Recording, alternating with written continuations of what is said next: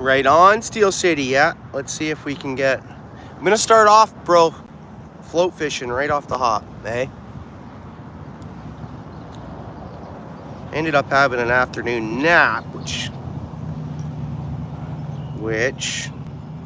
is fine. Sometimes afternoon naps are fine, right? But yeah, so now we're here. And what are we? 14 Celsius. I figured this was the spot to go. We're not battling that wind. I know I won't get the pike here, which is good. And yeah, I'm gonna try the float fishing right off the hop. You had a good day, Steel City. It does, doesn't it, bro? I know at 14, I'm like, well, okay.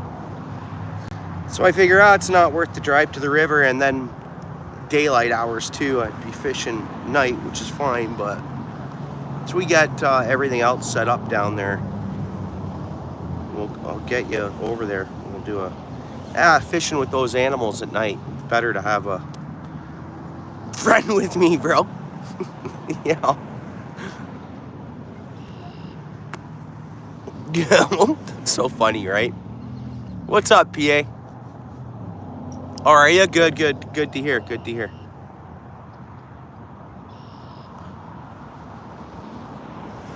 Okay, I just threw a couple of nuggets of corn in. Look, first couple minutes. There's one right there sucking up that corn. And this is like scented corn. It actually has steak scent on it.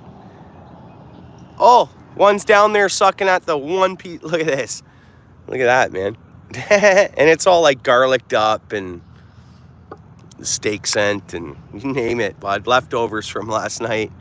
You think that's what it is from the corn that I had been using here? And really, yeah, cool.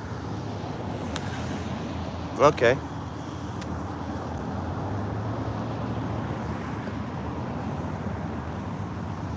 All right.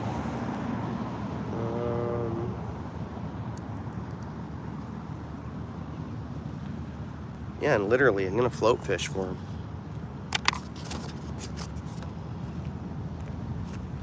Oh, those got baked up. That's okay. Got fresh worms here. Yeah. Hey, how are you? Thanks for coming in. Kia, hey, how are you?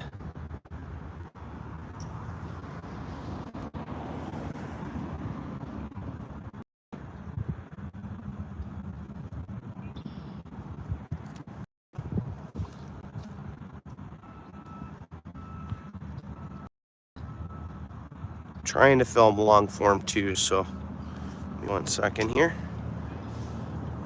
Yes.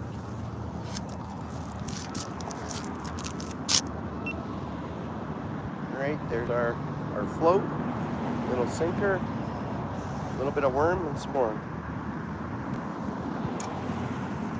Cast one, and we're just gonna float fish right there.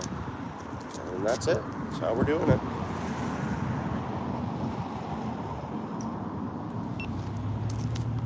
All right, cool. I've had numerous attempts at this pond for a long form video and it doesn't work out. Maybe the film won't work out too. Hey, how are you? Thanks for coming in. Appreciate that. Hopefully we'll get a fish here pretty quick today. Hopefully. We can only hope for the best, right?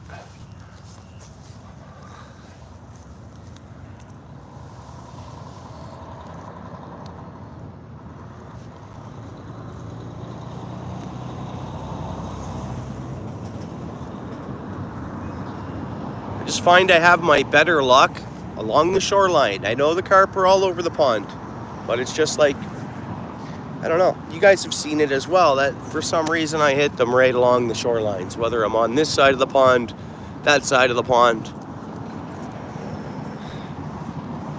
Hey, good afternoon, G. How you doing?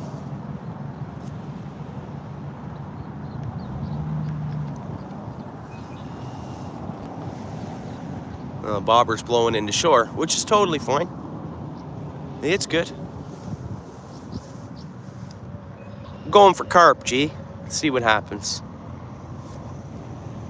Yep, we got one right underneath our bait. Let me show you this, guys. There's one right there. We'll see if it takes that bobber or not. I don't know. We have a good chance of catching this fish, I would say. We'll see. For some reason, I do better on the float. Oh yeah, there's a good one in there. It's on our bait, guys. Okay, I'm hoping we have a carp in the area here. So I'm hoping it'll find our bait. It looks like it's searching for food. I don't know how much you guys see on the screen here, but we can only hope it'll take our bait. Hopefully it's a fish in here. Hey, how are you? How you doing? Thanks for coming out. Assuming you're honking at me saying hello. Come on, bobber. Let's go. Let's go. Well, there's definitely one right there, but it looks like it moved on. Maybe I should go give a little more of a lead. I'll just hang on a second here. This carp are smart. I think that was a pretty good size one. Hey, Ken, what's up? Yep, from shore, bro. Dave, there you are, brother. I tried to go back on that last live. How you doing, Dave?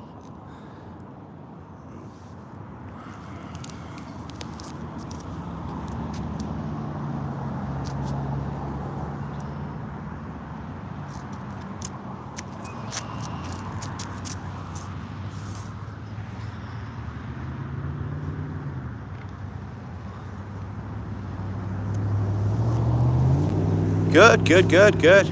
Yeah, I had a good day.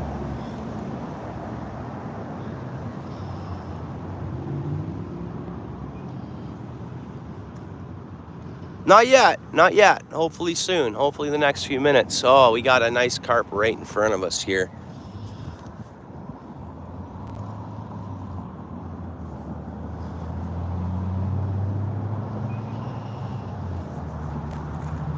We got one right down in here. Oops. I kind of think I need a little more lead on this bobber. We'll get to that, I guess.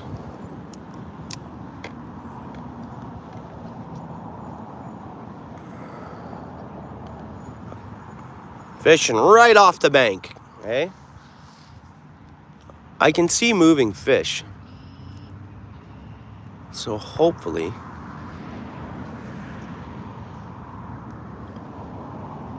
And part of me thinks I need another couple of inches on that. Drop my bait down another couple inches. That's what I think.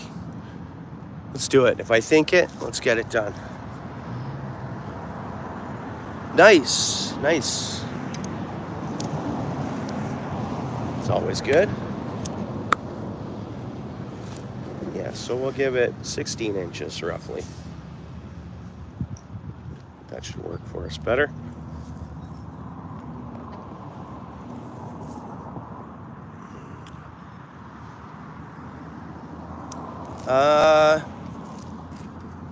No, I'm gonna catch and release if that's what you mean. No, I don't speak in Hindi, but I can understand a tiny bit of it spoken because I've heard people speak it before and I've been around it a tiny bit, but yeah, no, I don't speak it.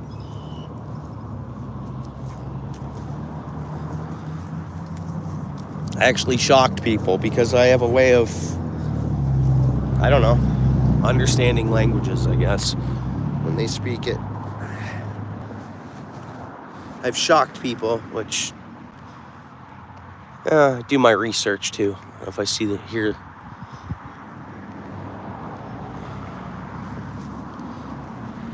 I'm in Hamilton area right now. Yeah, it's pretty good. The weather's pretty good. It is. It's we're getting there. It's warming up slowly. It's we're definitely getting there.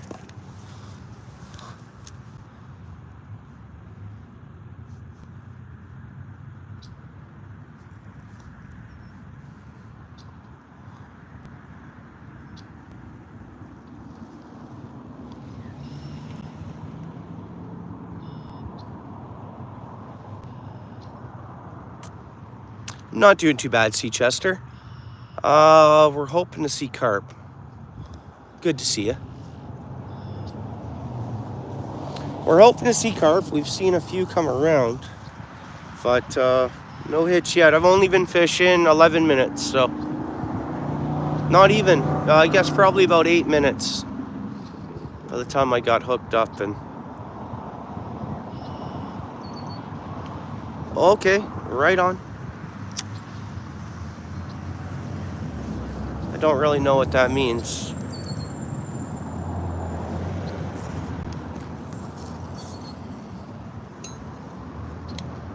Have I met you before?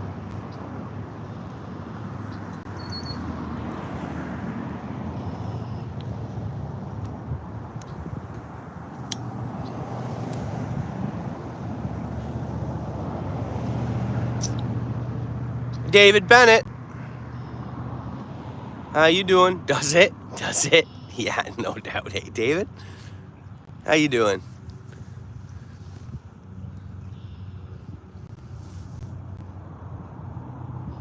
Come on, fish. I've had a few come around, or two come around in 8 minutes. So when I come up, there was one over here by the shoreline to my right.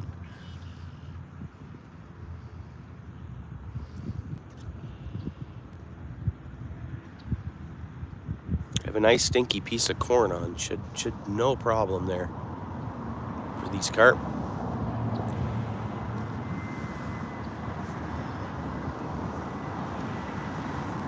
And I think the last one that we seen right out front, I think that would have been a bigger carp, I think. There we go, we're getting fights.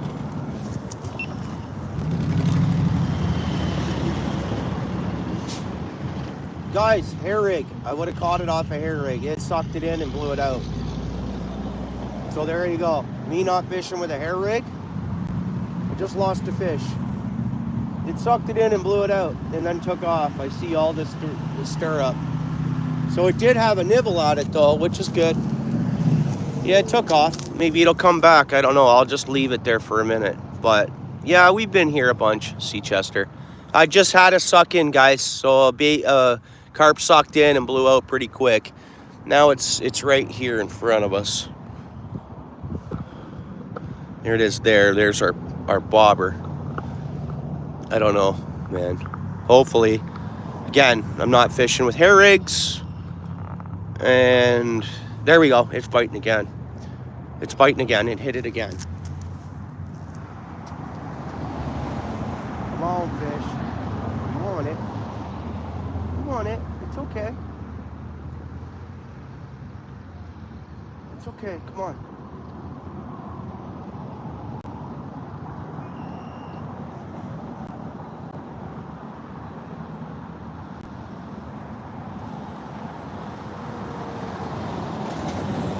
Suck it in.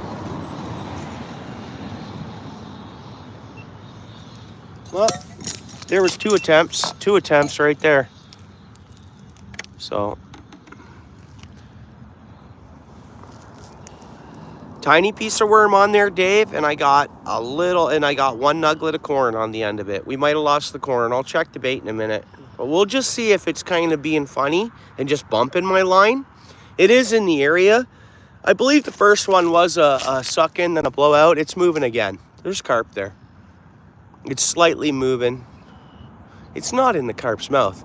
That's happened to me before. I get a suck in and a blowout, and the whole time it's actually in its mouth. No, we'll keep an eye on that bobber. See if it moves slightly. I don't know. Trouble is, though, the wind's, my bobber's drifting down, and then my line ends up in the bulrushes a little bit. Pulseway's not here, eh? Pulseway or Steel City would, yeah, no doubt. No doubt. Thanks for coming in. I appreciate that. Maybe set the hook. I hear what you're saying. Fishing Outdoors, J. Mitch. It's carp. You know they suck in and blow out pretty quick. Again, we have one right in front of us. Look at that. There's a carp there. We can't see because murky water, but definite carp. definite carp. I get you. It happened so fast, man. They sucked it in and blew it out.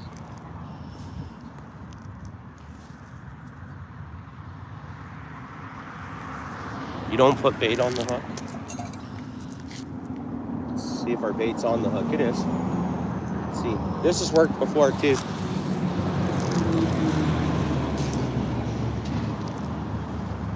And the fishing like this has worked, what I'm doing right now. And I can set the hook faster. I need to put something down to protect my line and rod there. This is how we do it here.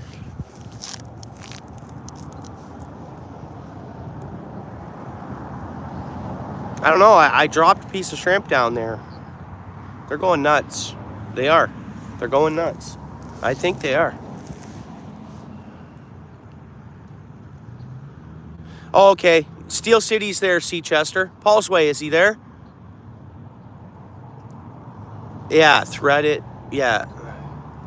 Which I gotta hang out with those guys and actually fish with them and watch them do it, and then I'll start doing it. You know, they've offered to set me up, and Paul's Way's looking at putting me together a kit, but we got to get together and I'll fish with the boys, and we'll. I got another one right there, guys, pretty close. There's some good action here, right along the shoreline here. They're coming in.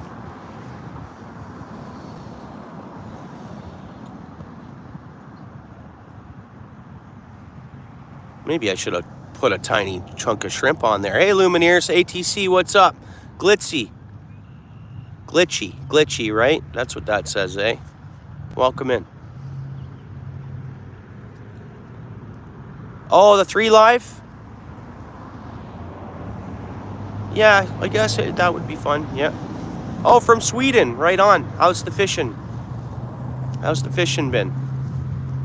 Sweden, good fishing. Really good. I just dropped my coffee.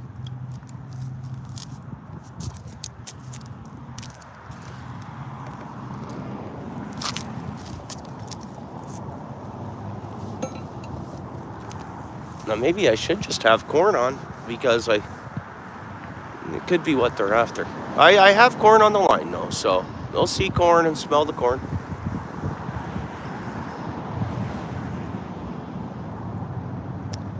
Muskie and pickerel. Now, in Sweden, oh, what, chain pickerel, or in Swedish, Xander, no? Is Xander? Your walleye are Xanders, aren't they? Swedish fish. Oh, those are great. Girth Brooks, good name. No, those Swedish fish candies? Oh, yeah.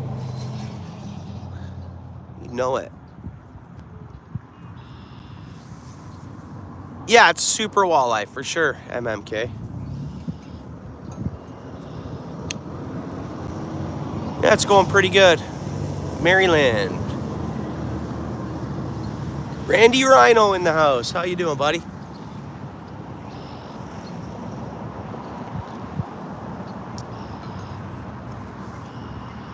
You catch those too? Yeah, like I wasn't sure if you guys had walleye and Xander. I think it's just Xander, but pickerel, you're probably talking about chain pickerel, right? Come on, fish. It's bothering someone. It's almost like I'm hooked on something. Let's see. Now the bobber's slightly moving over to the left, I guess. We're good.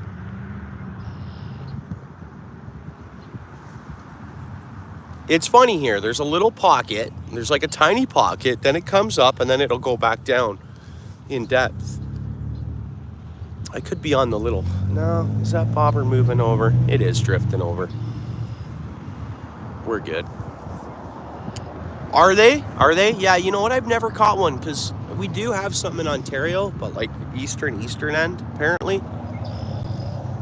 So, they're on the bucket list. There we go. We got one sucking up. We got one, guys. It's going to happen. I think.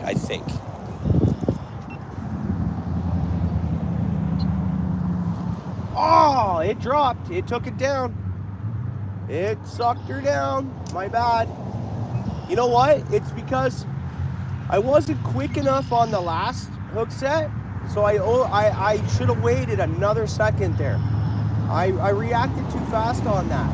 And that's only counter-reacting from my last experience of it sucking it in and blowing it right out. So it's always hard to tell when it's, you know, but that bobber did go down. And I set the hook when that bobber was still underwater. So really, we should have had that fish. It's still in the area. It might hit again. They can get aggressive, usually the smaller ones too, right? And that's just wisdom. The smaller ones will just keep going at it like do do do do do do do do do. But these big ones, the bigger ones can be a bit of a challenge to catch. For me, anyways. Not fishing hair rig and not really completely set up professionally or whatnot, or set up for targeting Pacific carp with great success, right? So.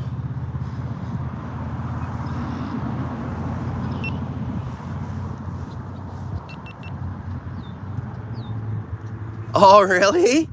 That would make sense. Yeah, that would make sense.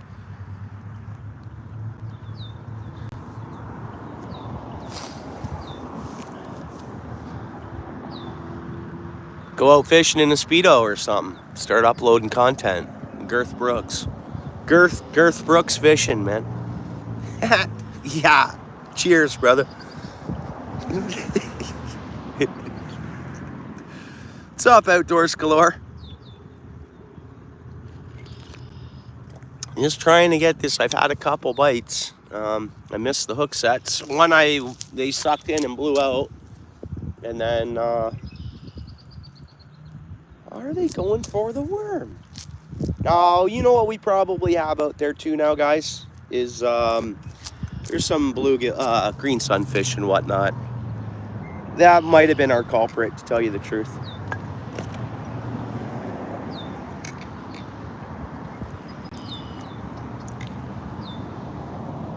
All right, so yeah, I fish with the center's like, what is it, 8 feet? Shrimp, corn, and worm. Shrimp, corn, and worm.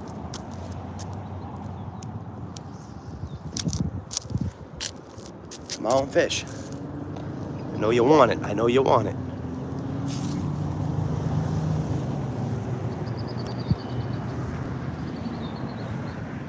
The trifecta. Yeah, no doubt, eh? Hey, yeah. On the river, I've done that. Shrimp, worm, and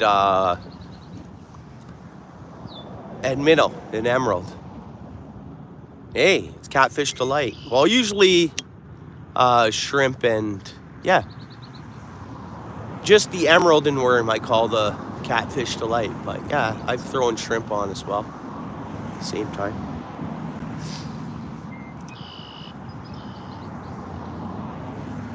Yeah, you're right. You're right. Not even the fish know about it. Yeah. Good call. Thanks for coming in. Don't forget to hit the like if you don't mind.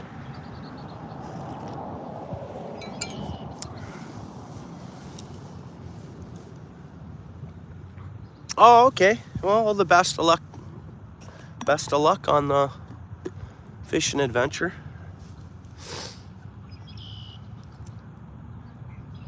Pike weeds are coming up, are they? Yeah, the pike we're wanting to hit yesterday and my little grasser pike, and they're out of season. And I'm like, man, you know, hitting worm. You know, like so many fish I got, or, you know, the fish I caught, like, they got war wounds. The pike are trying to eat one another. We need more bait fish, I guess, or something. I don't know what we need, actually, but... yeah, not going too bad. Thanks for coming in, searching. Following Ghost. Hey, bro. How you doing? Sea Chester. Yeah, that's how we do. Sea Chester, I got a job. I can't talk about work on here. I can email you, though. But I did get a job. I start full-time on Monday, and I worked yesterday. Very thankful for that.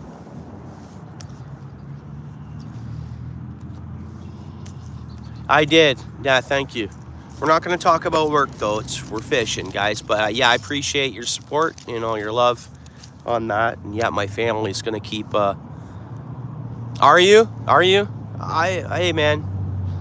Whereabouts are you searching?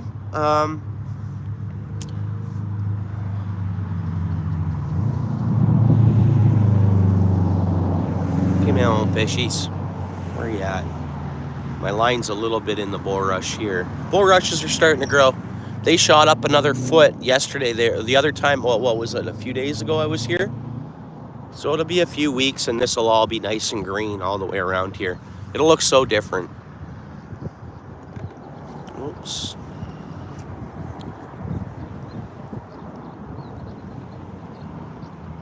Oh, are you? Oh, that's interesting. Nice. Yeah, cool. Nice.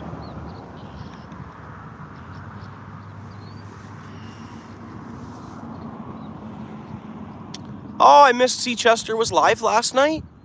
Oh, sorry about that. Man, that's so weird.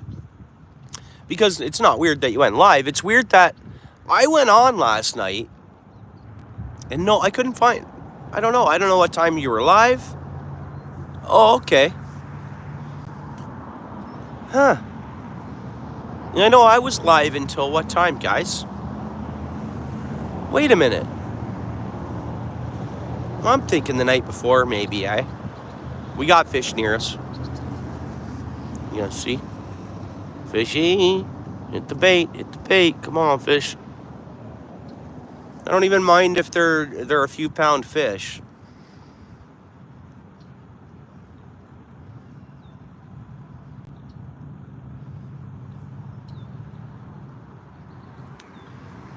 Yes, David, I saw that. I don't think they're gonna lose. If they lose, like I haven't bought memorabilia or fan swag for maybe 15 years now. I boycotted it and I stopped buying. I guess that we shouldn't talk about that. I was born a Leaf fan and stuff, but you know what? No, man, you up 3-0 and blow it, and then you're up on the game. You're gonna win if you're up 4-1, and then all of a sudden, boom, boom, boom, boom, boom, and you lose. No, sorry, I'm not. No.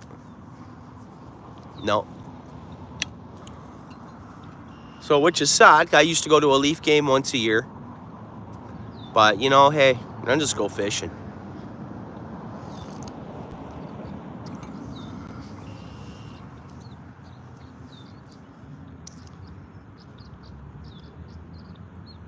So I'm figuring if they upset this, dude, they're gonna lose more people like me. But the billionaire, it's a billion. No loss to them, right? It's all corporate. They'll still sell out all their corporate boxes. They'll still sell out. It's all business. It's whatever. Whatever. Talking about Canadian hockey, Luminaires, and American hockey. I guess we have more American teams now than Canadian. Nikki, how are you? So the Winnipeg Jets is my favorite team now. And I'm not even really following hockey, really. Yeah. Yeah.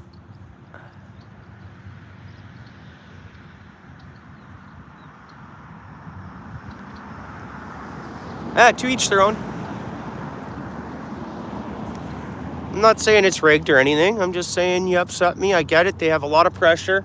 Hey, professional hockey players, salute, man. It's, hey, they have a lot of pressure. David, don't get me wrong here. It's, yeah, I'm not conspiracy theorying or anything like that. I'm just saying now, I don't know. But they have a lot of pressure. They have a lot of time where they got to be in the spotlight and doing, you know, filming and this, that, off the ice. And then they have their practicing, and then they have their games, and it's a lot. That is a lot.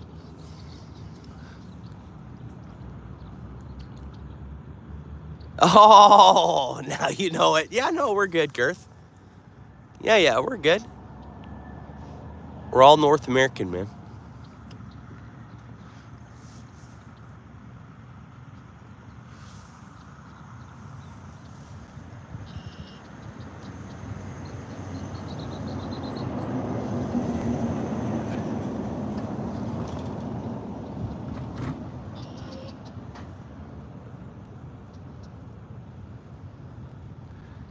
This is a worldwide channel. We have UK in the house, everywhere.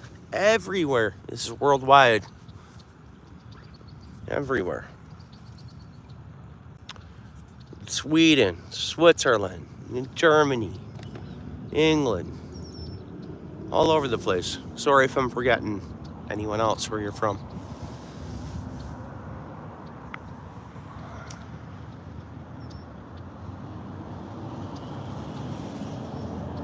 Ontario or something? Yeah. I don't know, man. I don't know how I got my... I don't even know how I sound personally, right? And there's one here, guys. Again, this is... And it's chewing. It's chewing bottom. Couple patties came up. Might be a good sized fish. Hopefully it moves in. I've had luck where my bait is before, so we'll see. There you go, Luminaires, right on. And there's one right in here. It's probably a smaller guy. I trick them easier to bite, that's for sure. And they're getting ready for the you know, I had the fam van and the family earlier. We were out and about, and we drove past the moose, so I just stopped there, you know, had a look at the water. Carp were schooling like crazy. I got a draft of a short there. I was gonna upload of it. But yeah, so I guess, I don't know, carp are getting ready to spawn, I guess, maybe? What do we got? Right on. Most are from Canada? Yeah, you're right, Paul. It's 50-50, I think. Some nights, every day's different.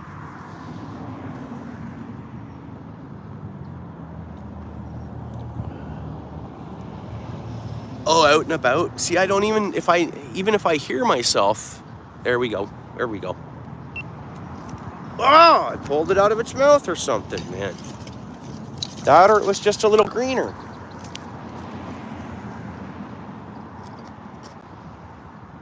Pardon me, guys. It was a bite at least.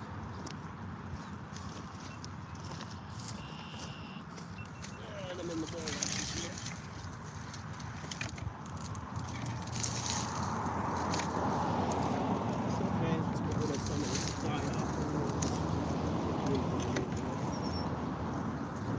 Gardening now. Carp pond. Taking over the dead growth, making room for new growth. Okay, where is the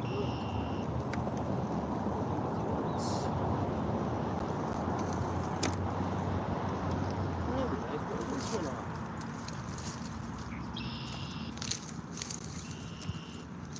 I got the mic with me too, guys, but it's not windy, so you might as well hear the birds and everything else.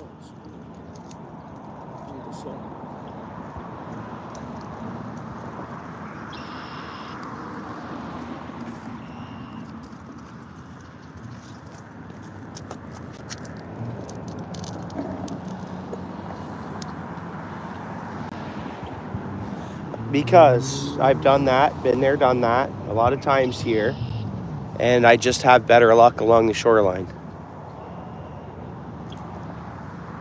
If I was right set up for, you know, the carp gear, hair rig and all that, maybe I would do it that way, but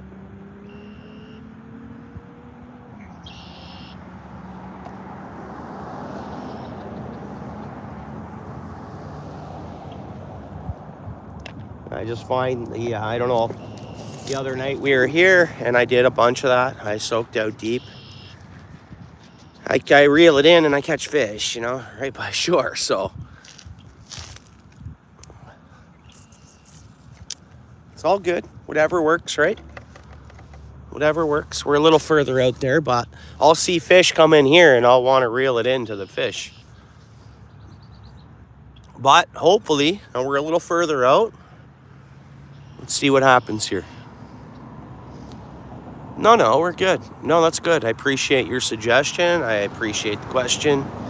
No, we're totally good.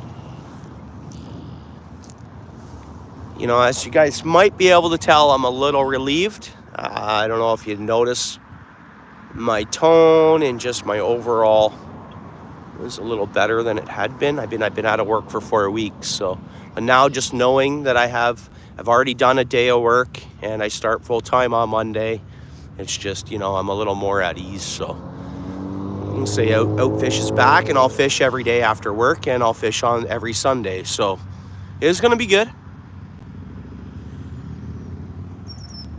It's gonna be good. Yeah, thanks. You know, we all had a lot going on, I think, this year and this winter, and, you know, everywhere, like across the West, and, you know, everywhere. Like, it's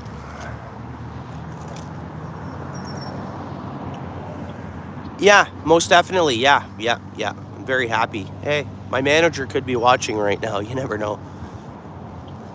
I was gonna keep my YouTube a secret, but they're into fishing, and I'm like, all right, guys, I post on YouTube. I'm like, I fish all the time, like, you know.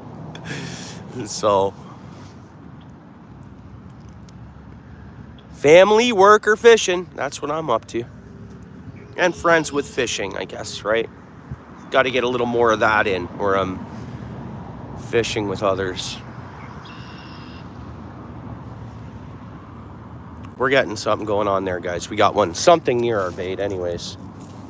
It stopped drifting, but I don't believe it's in a fish's mouth. Yeah, there's fish in the area. We'll just chill on it. No, it's starting to... There's one right underneath our bait there. Now, at any time, too, I can switch over to fishing bottom. But I wanted to give the little float fishing a chance here. Because it's worked, right? Gets it up off the sludgy bottom, potentially. And even if they're moving along, pounding through the bottom, then they come across and see a silhouette of my bait. I'm hoping they just suck it in, and I get fish on. I think I'm drifted over to a bottom spot now. It's hard to say. I'm going to move my line. I've done this, and there's been a fish on, eh? Like, I've done this, and boom, we got one, but we don't have one. Oh, it looks like my bobber slid a bit. Let's fix that. Thought we had a little more of a lead there. Try that. It's about 18 inches, I would say. I would say.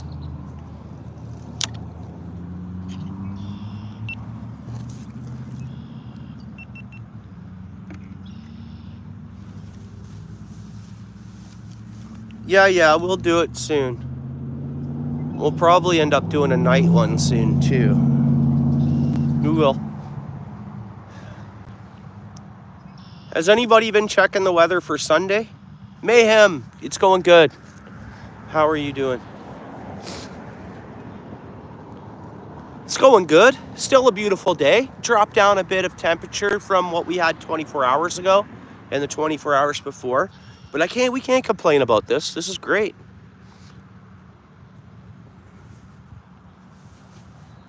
Yeah.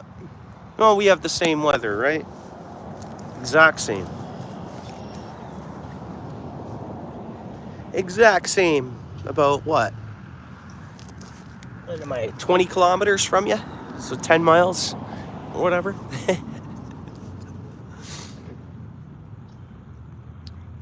What's the bait for catfish? I use a combination of, cut bait, which you can buy that at your local, there'll be local tackle shops there. I don't know if you've checked any of them out yet, Seachester. That's a good way to get into it too. Yeah, but they'll hit anything. I catch them off worms. I catch them off the cut bait. I catch them off shrimp, anything with protein. Chicken liver works good too. Sometimes you can get that on discount at your grocery store, at I mean, sometimes, like, I've used chicken liver, and I've been able to just hook it on the hook and throw it out there, but I know a lot of people have to put it in a pantyhose wrap or in a roll wrap, but I've never had to do that.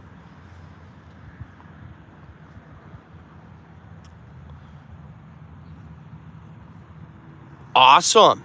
Isn't that amazing? Boom, the switch over, eh? See, Chester? Nice. Nice.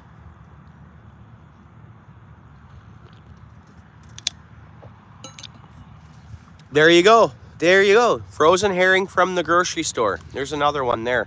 Oh, people are using that Paul's Way. I've seen folks using that for walleye and pike. Port Dover Pier. That's legit. We're allowed to do that, eh, Paul's Way? Like, there's no regulation that we can't use frozen herring from the grocery store, right? There isn't. We're good. Right?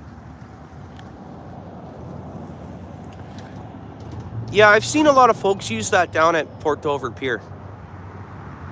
There we go. We got fish underneath our bait there, guys, again.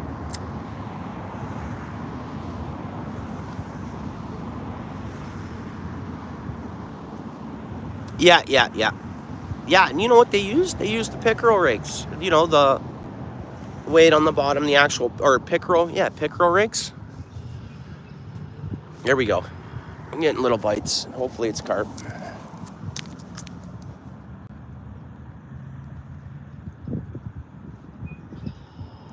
Know if I should go fishing bottom for these guys today, or got another one over here, another one over by our line. We'll leave it there. And I think I've drifted up against some roots of the bulrushes, so that's probably a good place to be. We'll just leave it. We'll just leave it there. And if my bait is up against like the bulrush roots down there, like a little chunk of bulrush, like we'll see. You'll see bulrush coming out of there in the next few weeks I come. But if it's sitting up against there, the carp could get in there and be more comfortable, you know, less skittish, because they're like, you know, we'll see. I am jammed up against something, that's for sure. We're not moving anymore. Right in front of us. Right there. There'll be another fish. And then another one right there.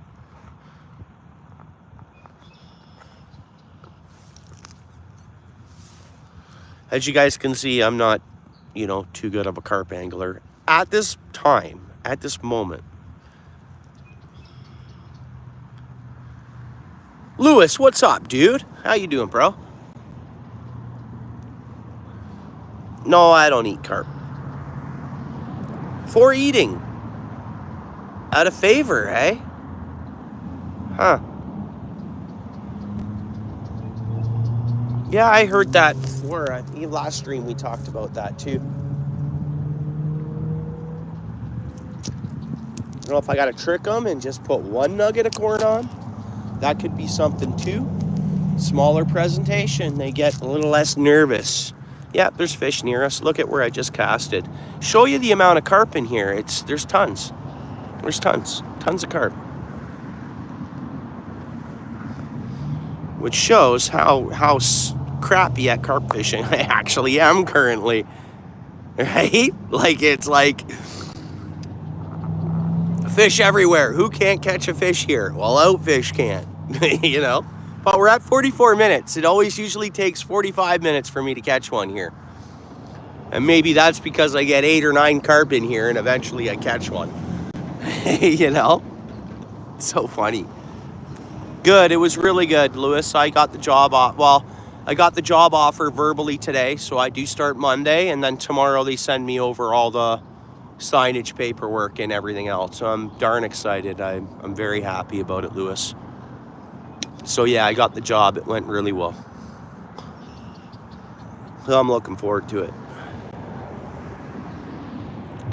And Lewis, it's a job that I can, if I work more efficiently, I can get off a little early. Thank you. So like, you know when there's a day where you push yourself a little more, still focus on the quality, you want to get out fishing or something like that, go to work and get it done, right? You get back from your day and you go home, you know? You don't go back to, oh, this needs to be done, that needs to be done, this needs to be done. So it's going to be a nice change for me, I think. And I think it'll be a long-termer. Oh yeah, fishing. Lewis, sorry brother. Thanks for your congratulations. Yeah, no outdoors galore. My spouse just texted me, said stop talking about work. This is fishing, guys. I appreciate all your everything and you know, well wishes and questions and everything, but yeah, we're fishing.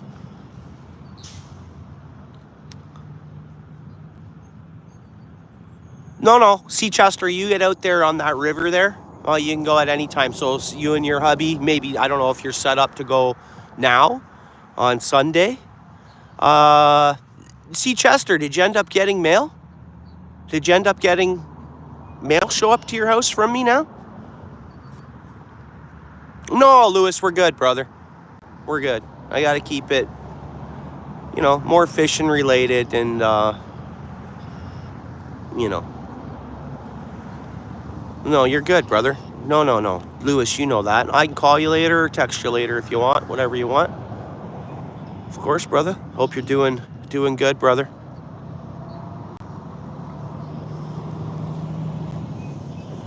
Yeah, that's okay. So that's going to change this year, right, C. Chester? There's another one there. Just kind of blew up some bottom. I've caught a carp right there before. Good.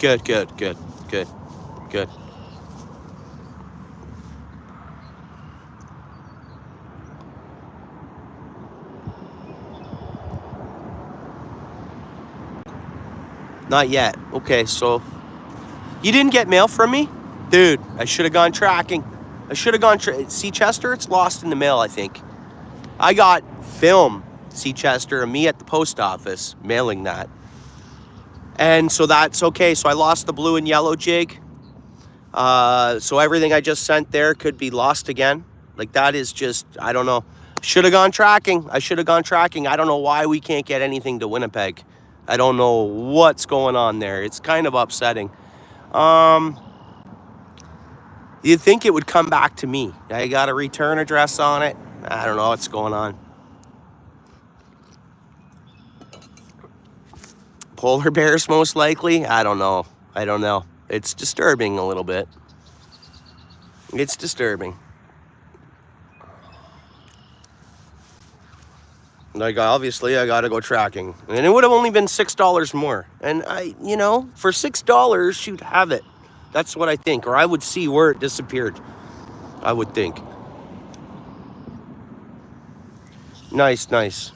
Yeah, that's really disturbing, C. Chester, because I'll go on and look at the date. There we go. Come on, be a carp. Come on. You guys see that, Bob? I'm not going to overreact to it. Let's let it play around. These young carp will eat like a goldfish. There you go. Take it, buddy. Come on, baby. Come on. I think it's in its yaps a little bit. I want it to go under. Come on, go under.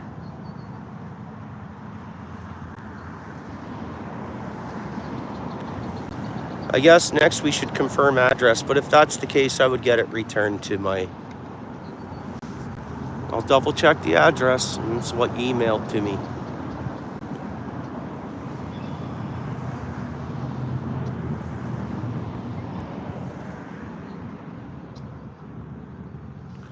Oh, well, all the same envelopes. I've done it the same way every time for everywhere. We've gone all over the states. We've gone everywhere, and they've all made it. Even PA, that one was lost in the mail a little bit because it took about 6 weeks, but he got it. He ended up getting it, but it took 6 weeks to get there. Unbelievable. Maybe longer. It might have been 8 weeks. So, yeah. And then down to like...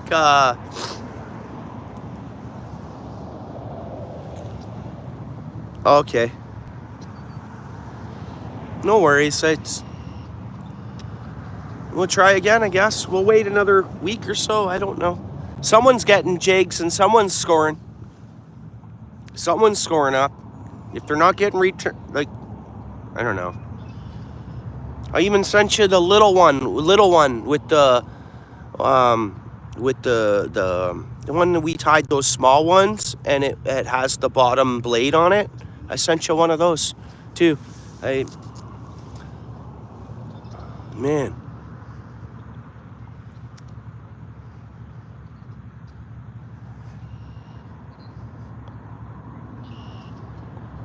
But yeah, it could be. I taped the outsides and around, like the sides and stuff.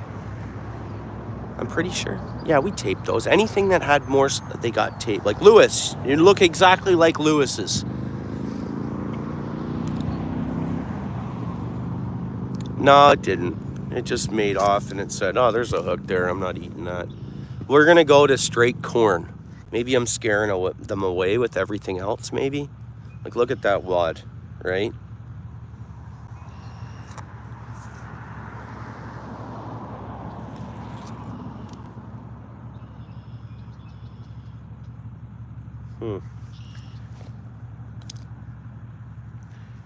All right, I'm going to change this up fully here.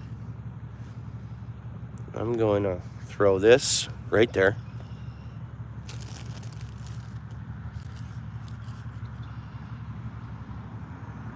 I'm doing a little trial here for a second. Yeah, see, Chester, you'll have a lot of good luck on that river. You'll have a lot of good fish. Your catfish, actually, the record is larger there. I've seen some really nice catfish caught up in that river near you there. Hey, what's up? I'm gonna use worm right now. Sorry if I'm missing some comments.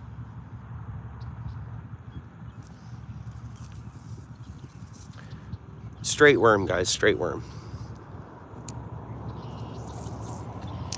Straight worm.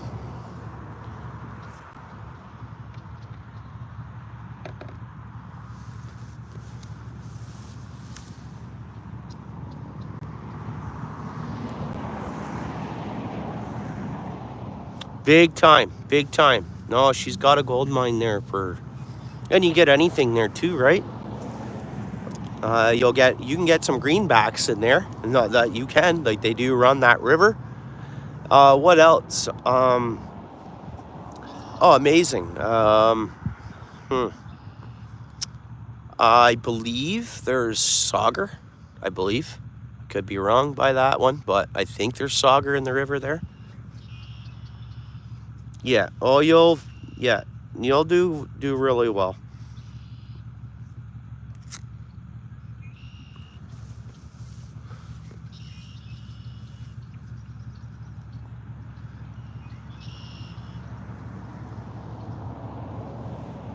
Yeah, I remember that day totally. I'm like, I'm gonna go ship tracking on this one. It'll make it there. It'll make it there. It'll make it there. Anyways.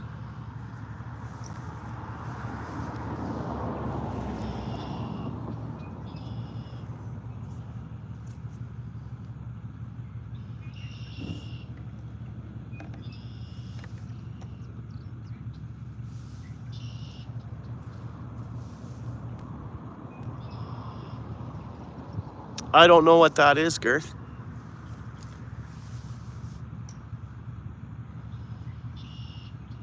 I'm not too sure what that is. Oh, I don't think so. I don't think there's beluga whales in the St. Lawrence. Maybe. They spotted a pod. Hey, maybe. You never know. I'm sure at the mouth, like the Bay of Fun. I don't know. I'm not really too sure about that, Girth. I don't live near there. I'm like, how many hours am I away from there, guys? How many hours am I away from even ATC? It is mayhem. Thank you, Mopor. You're exactly right. Thank you very much. Very important. They could never know, mayhem. Come on, fish. We'll get one off straight worm. Come on. And then we'll go straight corn. I know we're already 7 o'clock here, but Got to get a couple fish.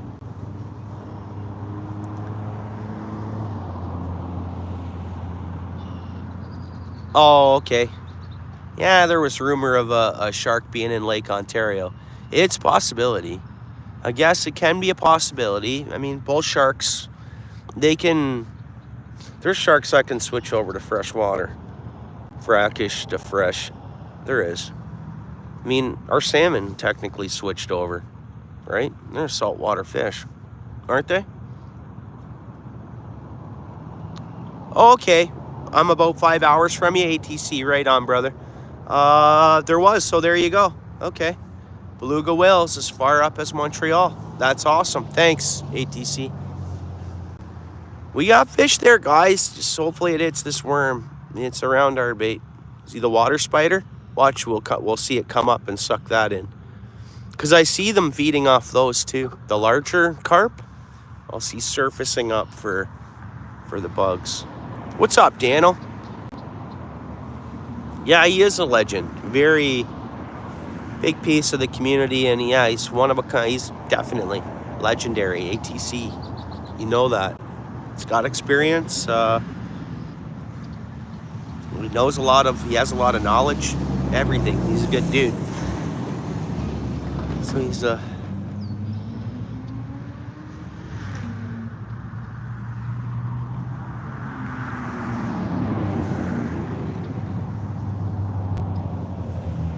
Of course I do.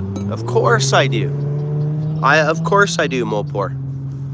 Yep, most definitely. That's the type of person I am. Most definitely. I harvest a fish. I definitely. Yeah. He's been around, Dano. You guys just obviously haven't bumped into one another on the chats, I guess, lately.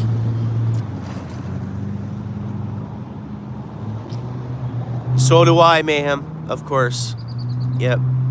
I think that's the best saltwater fish we can get our hands. Like, you know, I think that's I know it's a little pricier, but it's got to come from the ocean.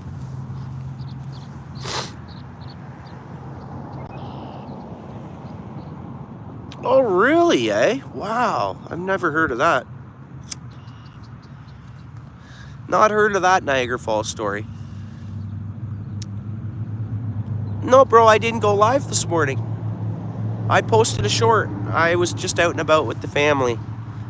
Because we tried that. We finally went to that Summit Station Dairy. And I bought it's 1.87 liters or whatever. Farm milk, made right there. Made in Hamilton. Made right there out in the country there. Which I don't know why they picked Hamilton. Hamilton Wentworth is what they're in. But it's actually like Copetown, Ancaster, Jerseyville, where their actually farm facility is and stuff. But that's Hamilton. But what a nice place to go to. So I bought pretty much, we'll call it, yeah, pretty much Jerseyville. It's on 52 there. We're getting bites. We'll call it, yeah, I don't know what it is. Obviously, that's why they just say Hamilton, because it's in between. It's pretty much right in between Ancaster, Jerseyville, and Copetown. So there's bites. It's going to be green sunfish, I bet. Hopefully we hook it.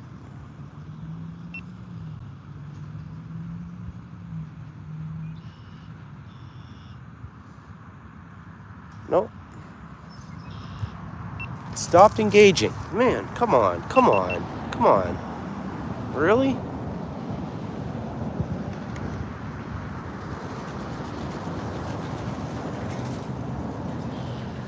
Yeah, I went out to the Moose, lots of carp. It looks like they're swarming all together in like a bunch. Like, I mean, it looked like I couldn't see the initial fish because of how cloudy they were making it. They were just going nuts. And there was a group of them. Has to be carp, and that's the upper grand. It's not like sheephead will do that too, eh? But that's carp. I figure carp for sure.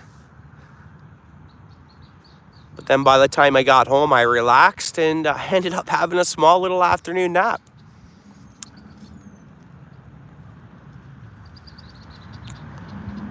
Yeah, yeah.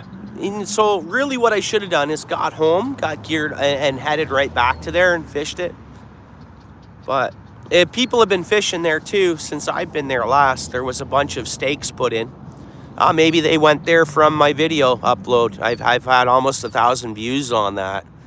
Middleport moose, fishing the big moose. So hopefully, because that's I want to do that. I like give spots out, like, kind of, right.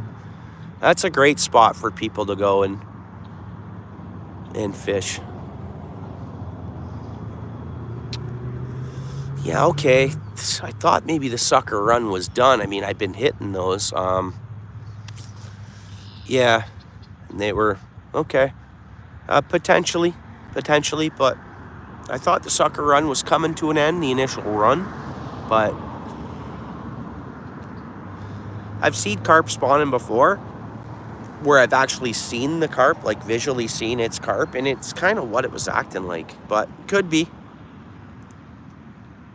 Yeah, amazing sights. Oh, they push up the females? Okay.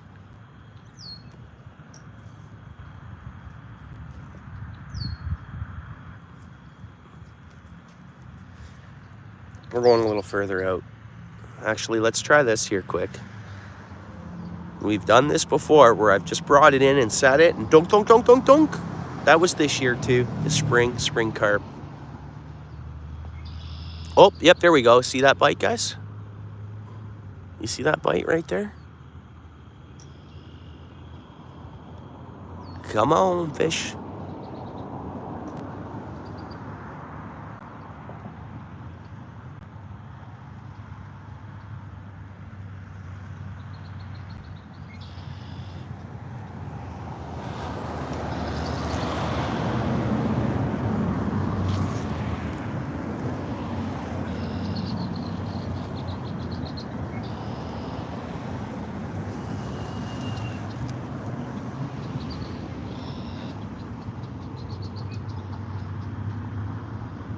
That could have been a carp.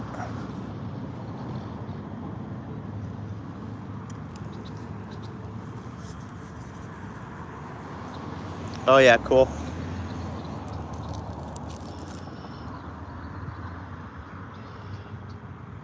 I just can't, I don't want to, that's like, we always wait for these fishing seasons to open. So we're waiting for walleye and pike to open back up.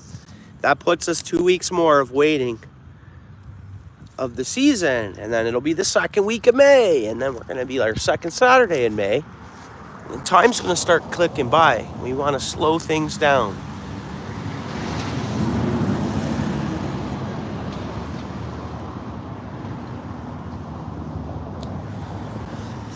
I found yesterday.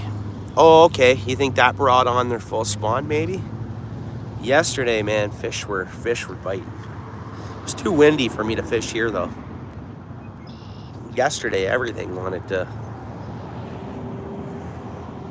And that was kind of while the systems were coming. I think most of them missed us, eh, Dan? I don't know what you got in Guelph. But here everything missed us in the evening, pretty much. What's up, Michigan? How you doing, bud? What's going on?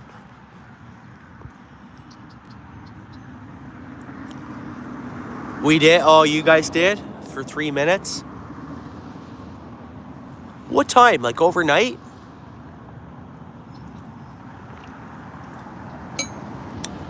Because I think we just had the systems that came through when I was fishing, I think.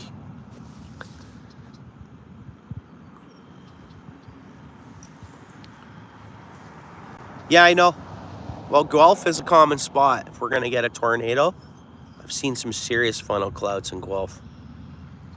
And then, not far from where I am here is we had a tornado touchdown a few years back. There we go. Take it, buddy. Take it, buddy. Again, took a few pokes at it. God. Do I got to reduce hook size? Come on, it's biting. I don't think it's in its mouth, though, to set the hook.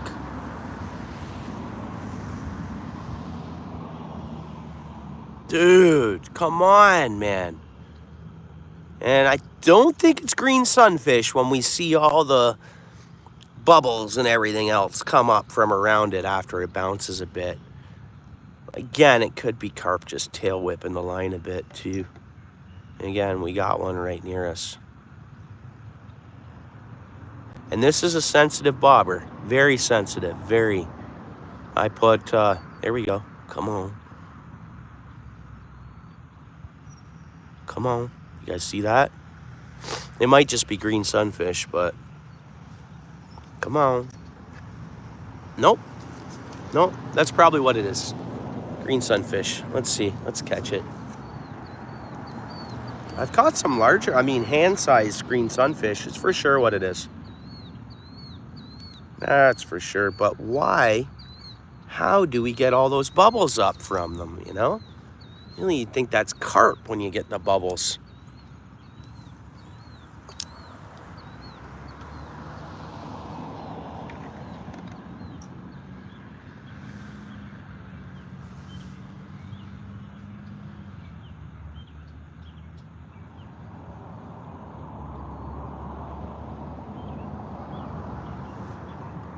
Who's in there? Oh, sorry guys, I was focusing on my...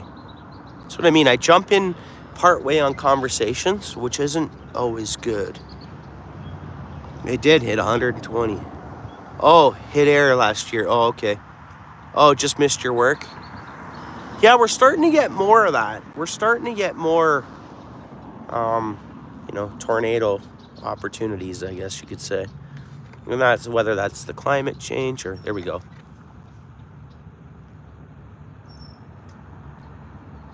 Gotta be greeners. Gotta be green sunfish. Come on, bite the hook, baby. Bite the hook.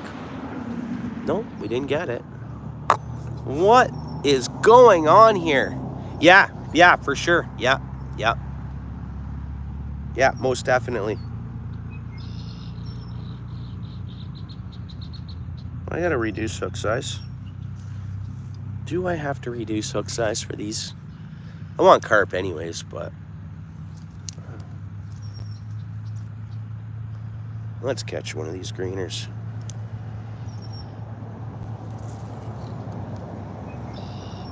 I still have a little bit too much line on this rod. I might have to retie actually. Let's see. Hopefully not. Hopefully not. Oh, we're good. Fixed it. At least fish booting around here and we're not catching any.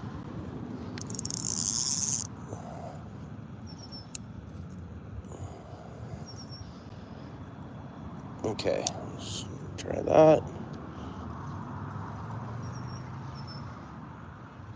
No knots, no knots. No knots, no knots.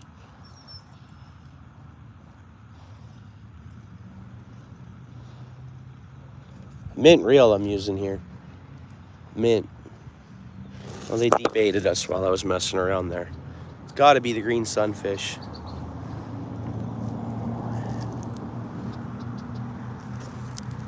I'm not reducing hook size. Not right now.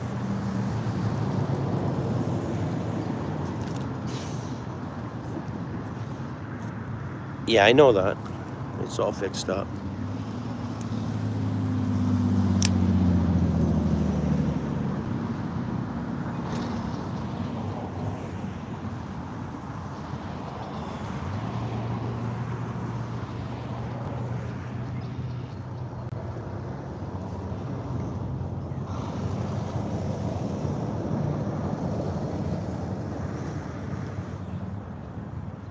Yeah, you know that, Girth. You know it, he does know. Yep.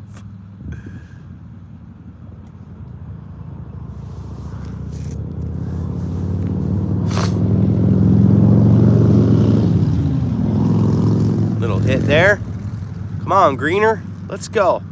The green sunfish are starting to pick up. I didn't get it. I will throw on a small hook because I'm getting them comfortable on taking the bait or feeding on it. They're smart little guys. Even though we want carp, but they're biting. These are biting. Oh yeah, see that? Look at that. Look at that. I just think there's so many fish in here, and I don't catch them.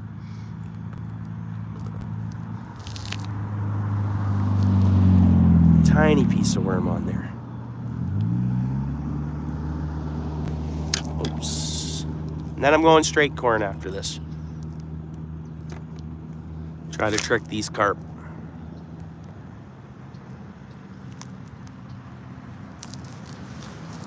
Are they sitting down in this tiny pocket that's right here? Maybe. Let's see.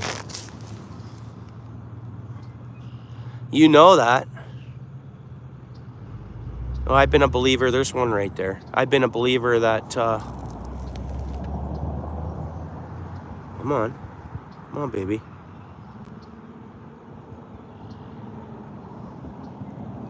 Worm's still good. There's our green sunfish. I think. Or is it a crossbreed? No, pumpkin seed. All original, native pumpkin seed. Look at the beautiful look on them. I love looking at pumpkin seed, you know. You think it's a freshwater fish, and look at the designs on them. Yeah, pumpkin seed. Yeah, call them up, bud. Call them up. Then maybe they'll send you a bill for coming out here for nothing. So give her, bud. Give her, dude. Please. You want my GPS location? I wouldn't mind connecting with a couple of conservation officers. That's always good, you know? Networking. So yeah, send them over. Be great. That's okay, Michael. Yeah, sure. You want to throw a dumb comment like that? Sure. Awesome. Thanks there.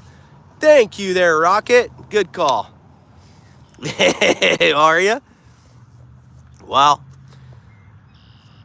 It sounds like a challenge. Girth, you can have my GPS location. Yeah. I'm a trooper. You can have my GPS location.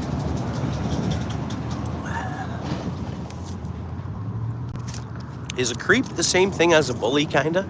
If you're a creep, if someone's a creep, does that mean they're like a bully? Because that's what we did in high school. We'd accept any challenge from any bully. And if we caught a bully picking on somebody,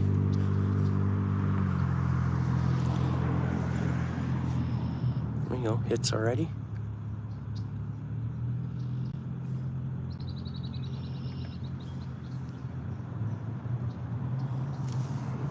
They can be, right? Yeah.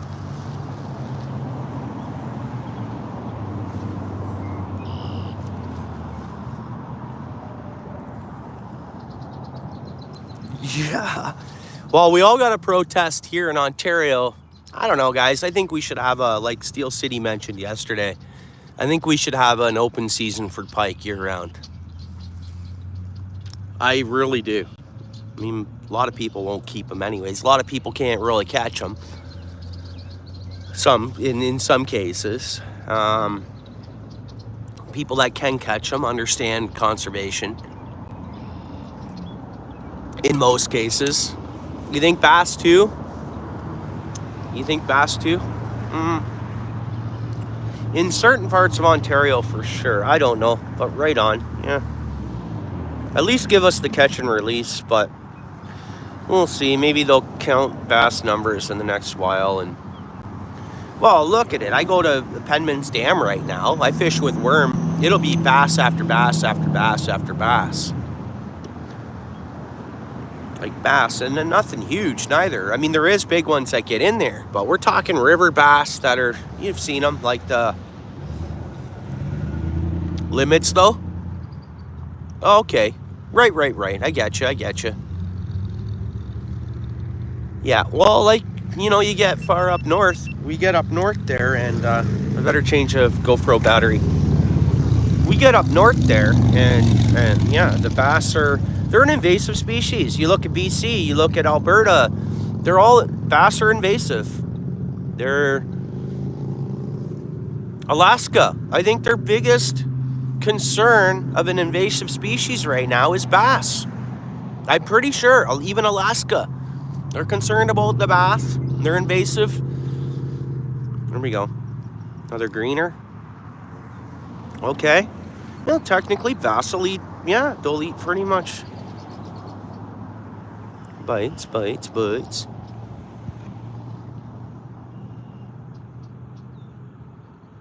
Oop. We're gonna leave these green sunfish alone. I'll go straight corn. I mean, they hit the corn too, maybe, but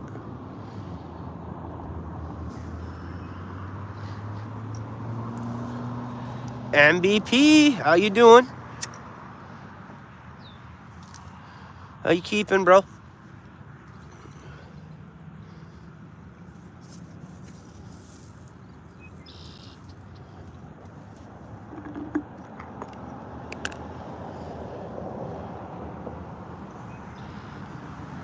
They're saying trash them? Yeah, bluegills are getting pretty thick in my river there at certain times of year. Well, they're always in there. I think that's what you need to do. You're right. I mean, it'd be nice if the bluegills were promoted more to eat them. They make great fish cakes. We got a turtle out here. Fish cakes and all that, right? We got just corn on, guys. We're gonna go just corn. We want carp. Like, we really want to. The pumpkin seed was real cool to see, no doubt. I'm a multi-species angler. I really wouldn't mind seeing if we could get a carp. Bass are good eating if they're not, pre-worms and stuff like that. Water temperature and size, and yeah, bass are really a mild-tasting fish. Just like the walleye, just like the perch, really. It's underrated. A lot of people keep bass. And that's the thing, too. Like, you look at a place like Long Point Bay should keep their bass season. So that should always be a bass sanctuary if they were to change the regs, I think. Because the trouble is, Lake Erie bass go in there to spawn. And everybody and their brother rips them off the nest. Because they're a professional bass angler at the spawning time. We all know that, guys, right? Yeah, everybody's a bass professional when they're on the nest. Hello, right? You guys feel me on that, eh? So, like, there's some places that I think should be left a sanctuary at certain times of year. But then, yeah, you're right. They could do some adjustments to our regs, I believe. And I mean, it only promotes, it's part of the local economy. It's part of there's an industry involved. It's a big piece. Fishing is a piece of the economy. I mean, worldwide economy, nationwide economies, you name it. I mean, fishing is. And you know what? Fishing is a staple in all,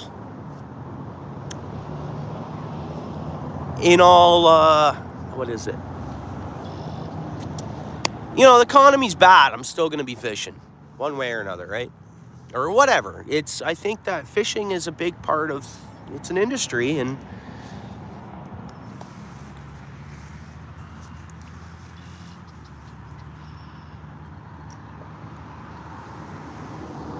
fishing is happiness, I know. But I mean, it's hook, line, and sinker fishing. You can find your own worms. Fishing, it can be costly depending on the way you look at it. There's fishing, you can spend billions on fishing, or you can get out fishing cheaper. Again, we all know I go through reels, and now I have a little bit of a better reel, thanks to Paul's Way. And he's probably got me hooked on Akuma. My next reel, I think I'm going Akuma. So thank you very much, Paul. And Akuma should thank Paul as well.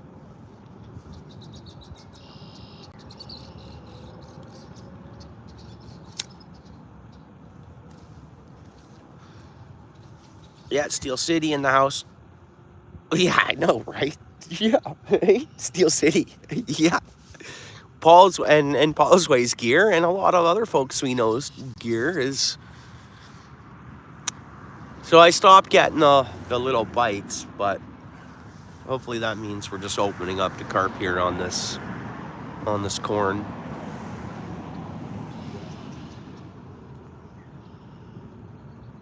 Yeah, they do. 100%, Daniel. Yeah. Do I take the bobber off? Do I take the bobber off? I don't know. I don't know. Just a slight investment you've made, eh, Paul? Yeah.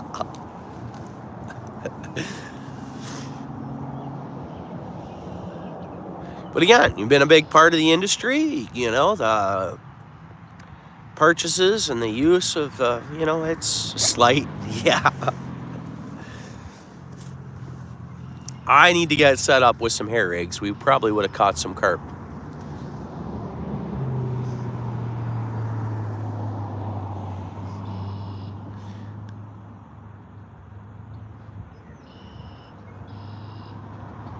Still don't know much about them.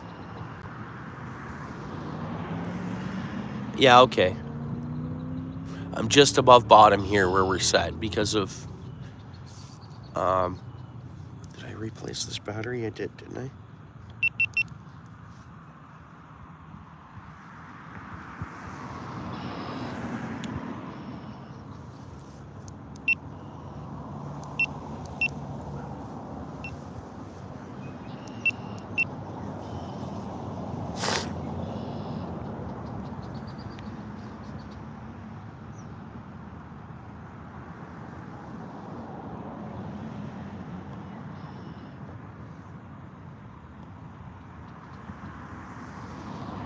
The corn on the cob? What, if you throw one in, you mean? On the bobber? Corn on the bobber? I hope so.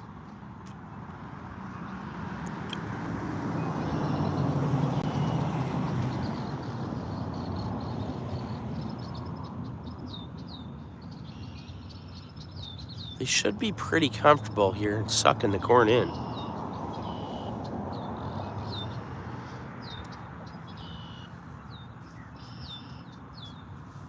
Yeah.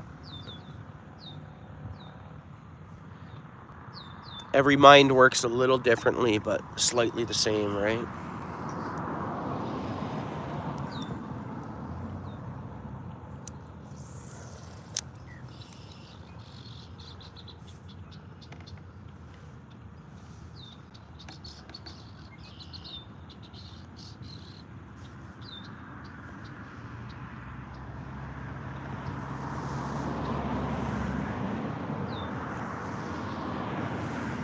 Oh, that's cool. Yeah, I can't wait to see you get out, you and your hubby there, and catch some of those catfish. That's nice fishing too. You know, you cast out and it hits the bottom and the rod will bend over. You'll get the bites.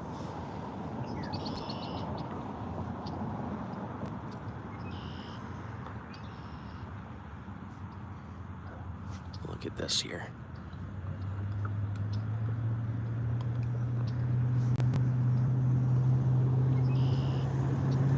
Please be a carp heading over to my, look at these. There's carp there. Come on. You're right near the corn. Suck it in, baby. Suck it in. Don't only suck it in, swallow it if you want. Actually, no. We don't want them to quite swallow it. But I think the way a carp, I've always noticed, if they suck it in deep, when you set the hook, it hits them in the fishing this way. I mean, not going with the hair rigs and stuff, but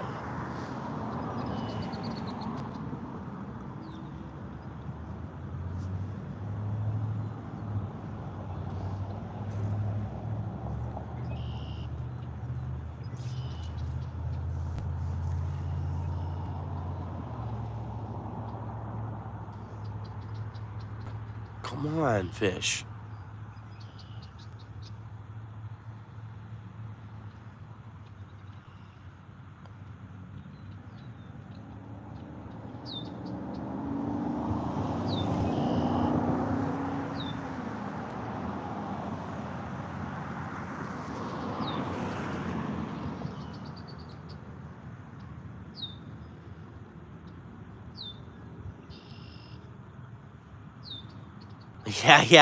Yeah. Again, so we'll go back to fishing being such a part of the local economy. Parking tickets are a part of the economy. Are they not? They are. They are. Parking tickets are part of the economy.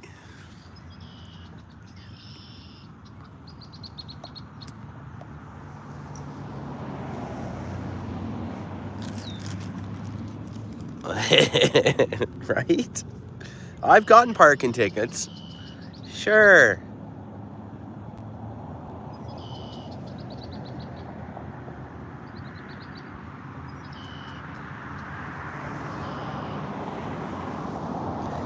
These boys don't mind, Daniel.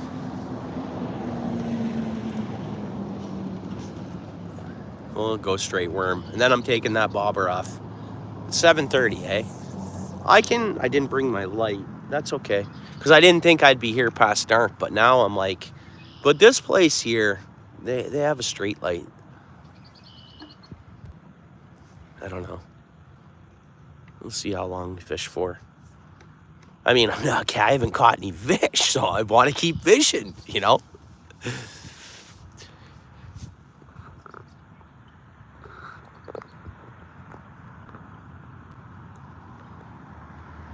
Yeah, is that a clear enough picture? You see the bobber out there, eh? We're a little further out. Can't even know I'm seeing all the action right here. Up tight to shore. Like so much. So much.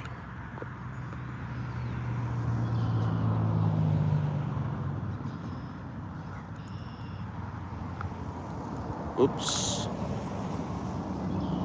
It's kind of a nice water view. Are you, Girth? Yeah. No, usually does happen. So like the last time I was here, I caught one towards the end. Only one. Normally I get two, I don't know, a couple of times I've got skunked.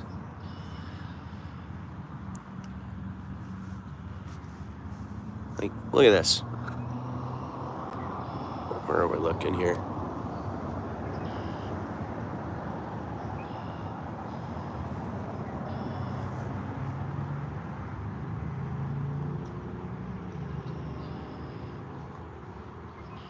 And that's why I fish tight to shore. They come in and suck stuff along the... No doubt they're all over the pond. Don't get me wrong, I see them surfacing out in the center. Let's go here. Right now is, well, there's one in the area here. Come on. Take the worm, baby.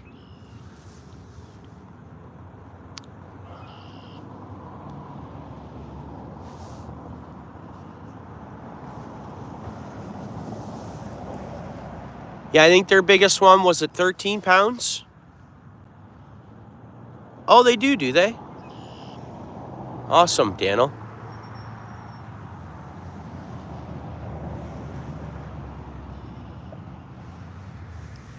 I think when I'm doing this with worm, what I'm looking for with the carp is they're feeding along, and I want them to think they exposed the worm out of the, you know, because they're sucking along the bottom, they're doing their thing, and then boom, they see a worm. And I just think that, yeah, and it's not carp fishing. It's not the best way to catch carp, obviously, but I just have that thought. And that's how I catch them on worm, I think, sometimes. Because we know the world record carp was caught with... Oh, we are, bud.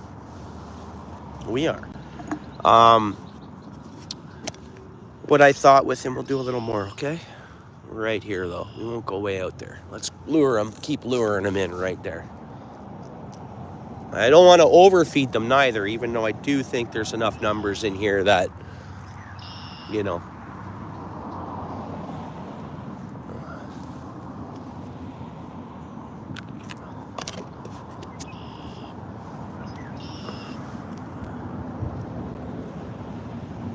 Yeah, I've tried that too. And you know what? That might have worked last year. I haven't... we're not doing pack bait today. I'm just trying the corn and...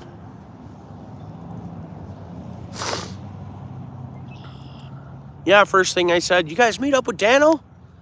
Bassy bait. One little green sunfish, man. Oh, no, it wasn't a green sunfish. It was a pumpkin seed. We're hoping for carp. There's a lot of carp in this little pond. They're not huge, but I haven't done so well on them today.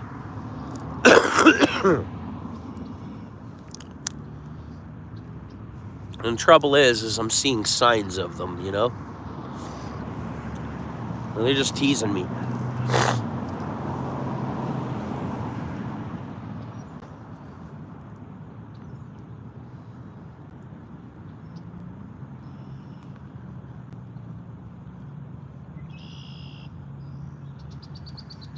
Oh, you'd think you'd go back there, Steel City. Now he mentions a back pond too. Big lunkers in there. You hit 13 carp in one shot. I don't know if Guelph Lake can Guelph Lake even contend to that? I don't know. There you go. Dan will email you. Yeah. Look at this, guys. Look at this. What is that, huh? What is that? Is that the pond just giving off oxygen? Or it's obviously fish, eh?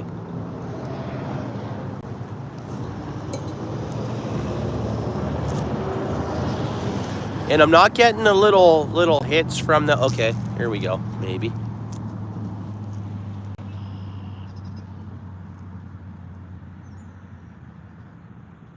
Something touched the line. Okay, let me try to trick this carp into thinking it exposed a worm from the soil. Let's see here. There we go. Come on, carp. Yep, yeah, you exposed that worm from under the soil. Come on, carp.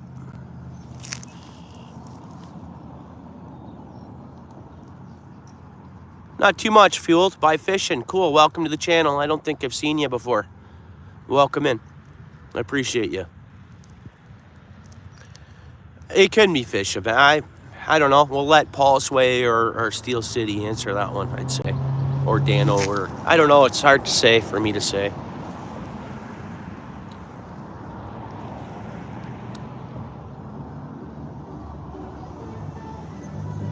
How are you, Girth? There you go.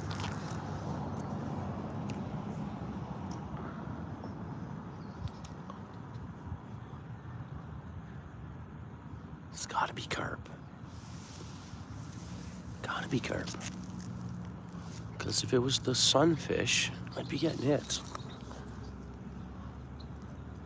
All right. I'm gonna throw one nugget of corn on the end of here. And then I'm also gonna spray my bait. I haven't used any scents today. No scent, right? You guys remember, I'm trying to get this bait. I haven't emailed them. I want to make more content first, and all I want is a year's supply of the bait, of the sprays, 2 flavors. And every time I fish, I will shout it out, shout them out.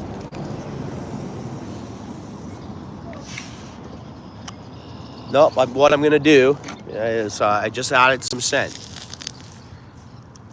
I just added some scent to our bait. See if that's gonna change anything.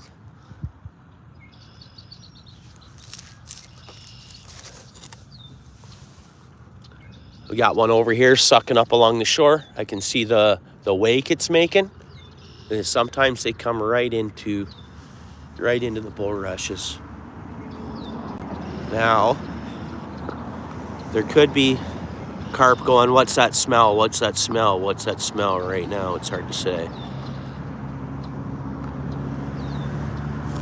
Now, these scents I use, they work for all fish. I think. No doubt. No doubt. No doubt. Outdoors with Dan. 61 pound. Okay. Now, I wonder if that would have come out of Lake Michigan itself. Potentially.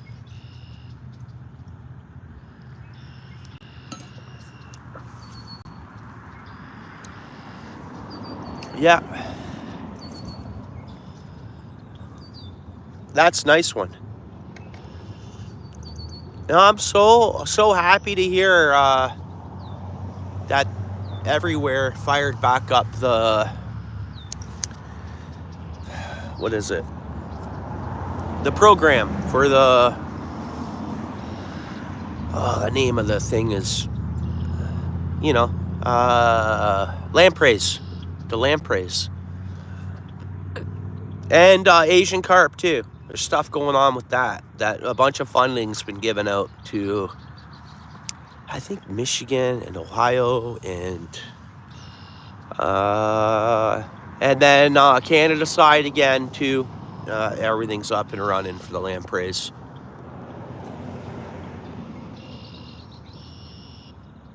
Oh, you did? Did you? Outdoors with Dan? You did you? Did you have to do it? Like, or were you hunting it? What do you mean? Like, were you, like, one come at you and you speared it out? Or were you, like, what's the deal? I don't get what you... Sea lampreys, yeah. And again, what's that? Is that another one of the saltwater species that turned freshwater? Or have they always been... Because sea lampreys, right?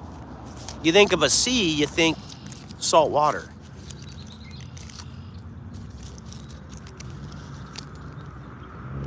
£50? Yeah, 50 pounds even.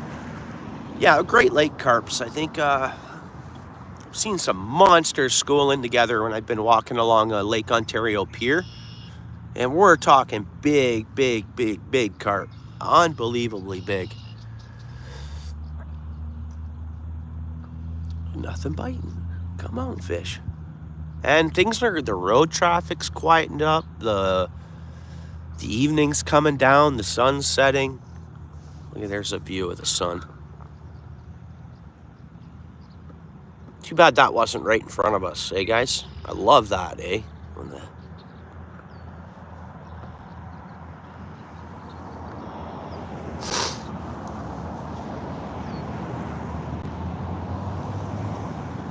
Next time I fish this pond, I'm gonna fish the other side again, where I was the other night there when I hit that fish. I mean, they're all over the place though. Like, they're any part of the pond you can lure in carp.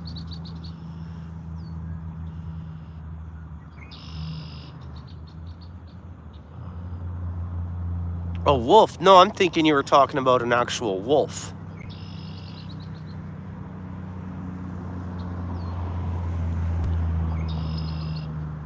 No, it's okay, buddy. Girth, I read stuff wrong all the time.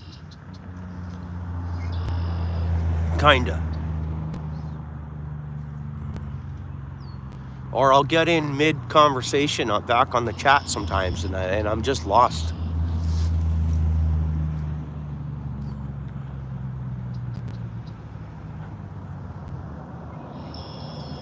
After the challenge, no, we're not interested in that, Brad. I could pump out 20 push-ups, no problem. I'm not a big guy. I'm not really big, and I'm fairly in shape. So I don't have a lot of weight to lift. Like, I'm 170 pounds, but that's push-ups, or I'm kind of, I can do chin-ups and push-ups. Yeah. I appreciate you though, Brad. Yeah, I've never wanted to be doing tricks online for donations, Ben.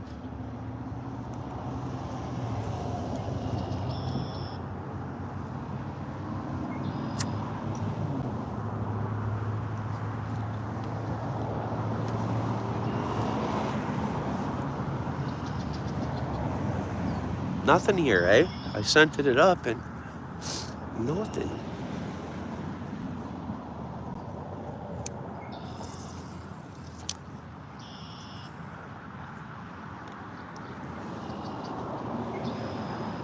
Trying for carp, really.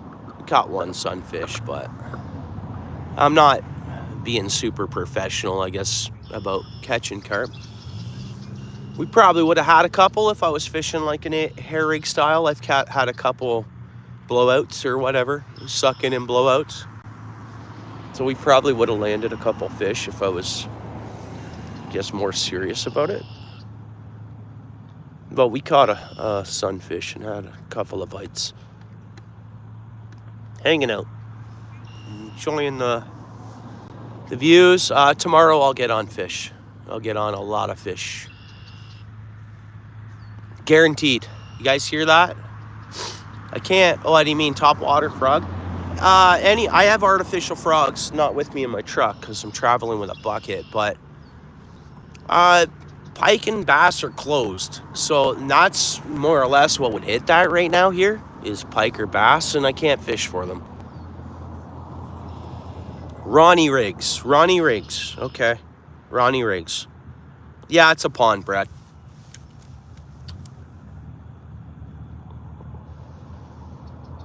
Yeah, welcome to the channel, Brad. Hopefully you stick around and come back tomorrow. I do catch fish, I really do.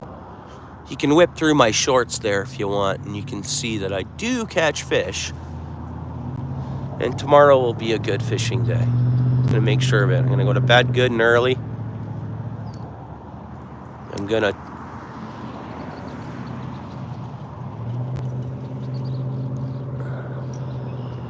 and then maybe, just maybe, I'll put a dock in tomorrow morning. We'll see. That's totally up to...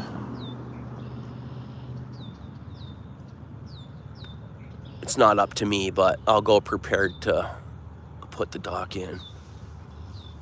And I'll go prepared to finish up the steps if they're not done. I appreciate it, Brad. Yeah, tomorrow, I don't know what you have on the go. I'm off work until Monday now. I gotta do work stuff, but that's just paperwork things tomorrow and stuff like that. So I'm gonna go fishing early in the morning, and some of the stuff I can do from fishing.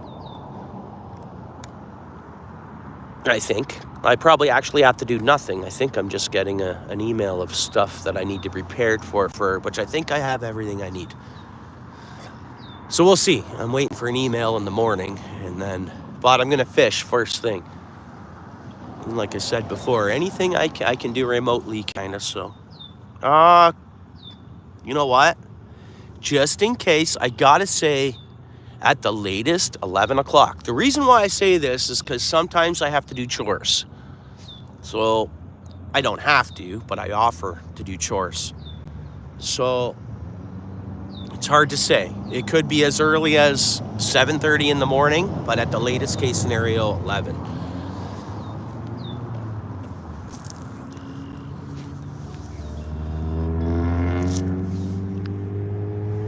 It'll be a slam. Well, it'll probably be catfish, and who knows, maybe it'll be turn into a multi-species day. We'll try to stay away from closed season fish.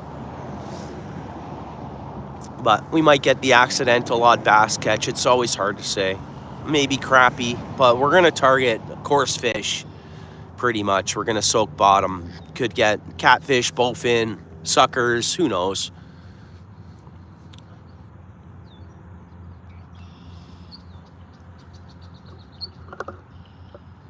Come on, fish. The scent didn't make a difference today so far. And again, we're 103 minutes in. Usually it's 45.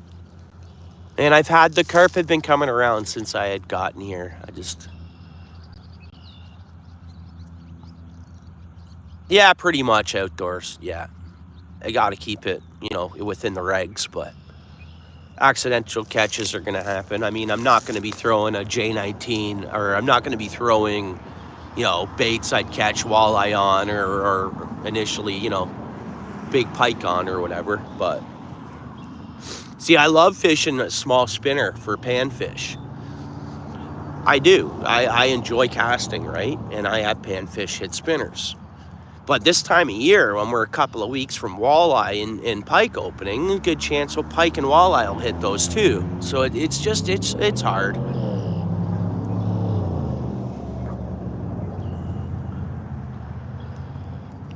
So yeah, we'll fish bottom, combination of shrimp. I'll get some emerald shiners. We'll soak emerald shiners. I'll catch them there. I did well catching, but I had big cut bait when I was there last. I should do that. I should take the long way and go to the spot out that way that technically connects to the river. I should go get a few chub to take with me. And as the cut bait, I mean, I found I stuck towards the 5-pound fish more, or the 4.5, 5-pound on the cut bait. We'll see. Well, yeah, some places for sure. Opening days, yeah. I mean, a trout opener. I mean, the creeks got, and the tributaries, they got, what do you want to call it? Mulled. That's where we got this bobber from. I found 2 bobbers after the day after trout opener. caught up in the trees.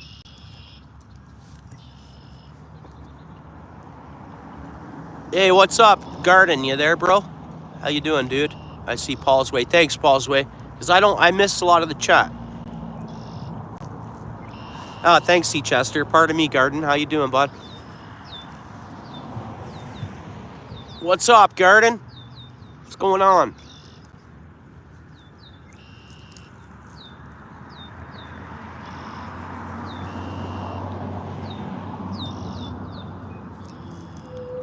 Yeah, so that place I mentioned, I don't know if you were here, Outdoors, but where I said the bass sanctuary should be, even if they were to open a season year-round, that's a big opening day for bass. A lot of bass are still around the nest. People go out and they pretty much keep everything they catch.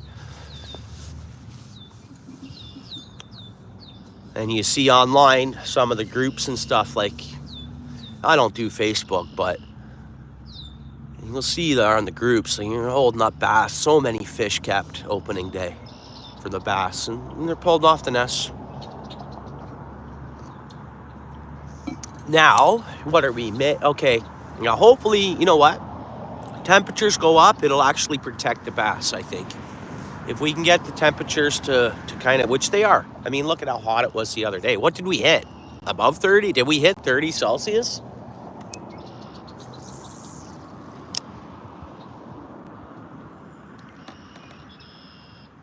It's just a little drainage pond, Hamilton, Ontario. That's where it is.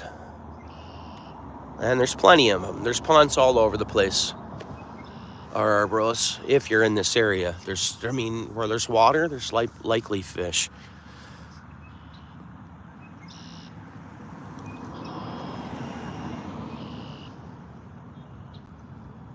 It's getting a little crispy. I wouldn't say it's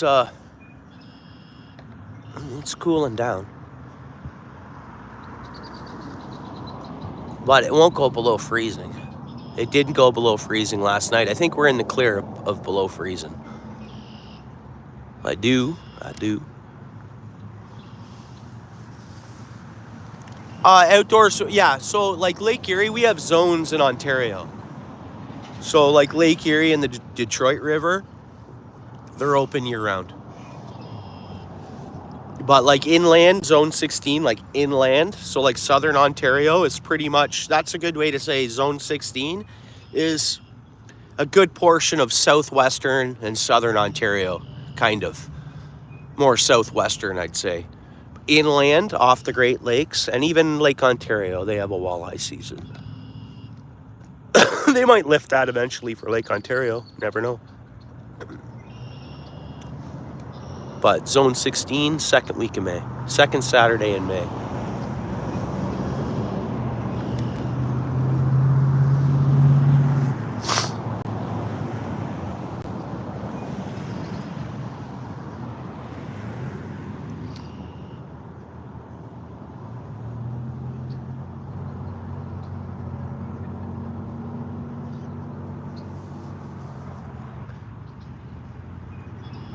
Yeah, you know what? I know that I watch a couple of people in your area, Outdoors Den, that are hitting walleye right now.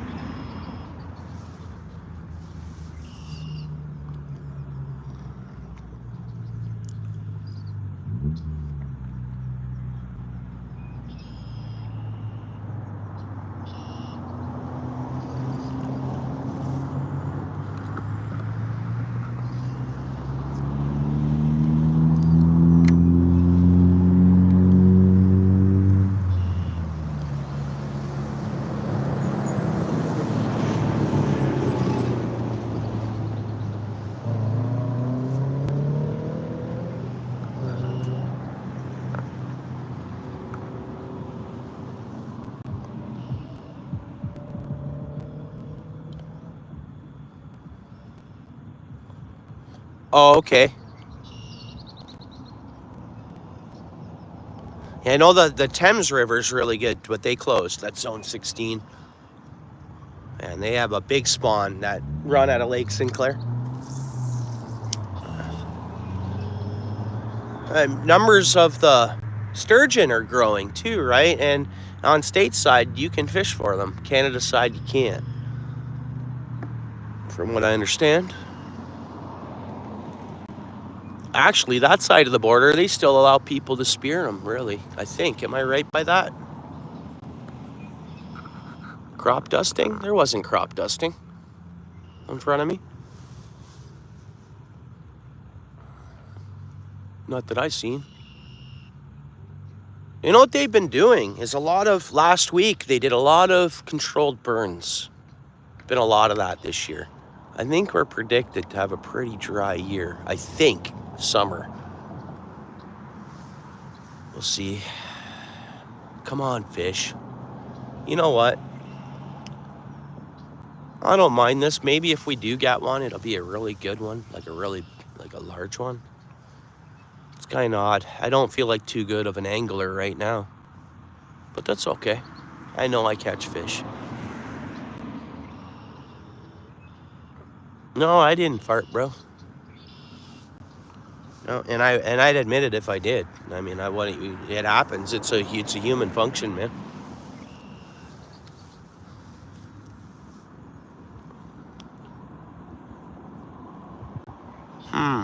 I find my bites or my fish catches, they come in waves on the river I fish on sometimes. Sometimes it's more steady. Sometimes it comes in waves. But yeah, bite windows. I've noticed a lot of different spots have bite windows, it seems.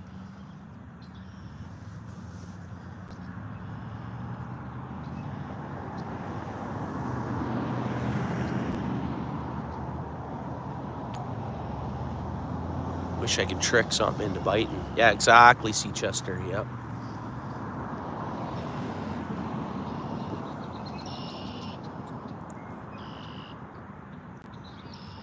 Here we go. There's little bites. We got one. No! Can you guys believe that? It sucked it right down, man.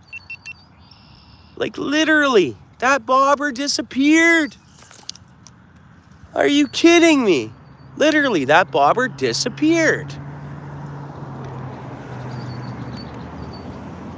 Are you kidding me today? I'm using an octopus hook, dude, like a walleye octopus, man. What do we got here? Yeah, right on. Yeah, YouTube didn't like your comment there, Garth. I'm a monetized channel. We try to keep it a little bit PG.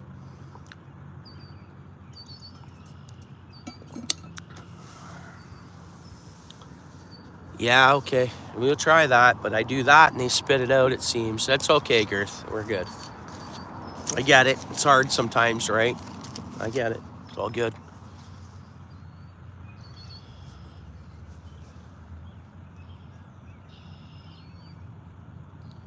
It's something... Oh, like a half a day? Oh, okay. They make a season for just a half a day or something, or a day.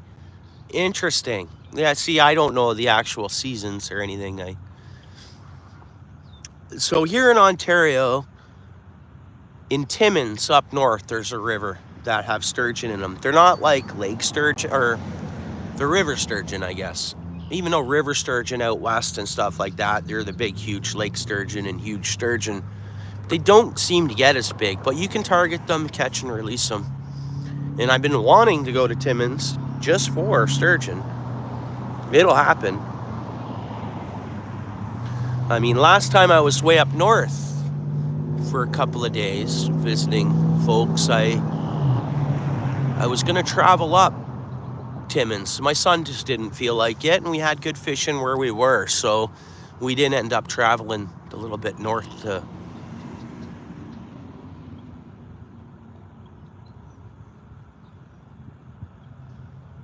Man, there's fish here.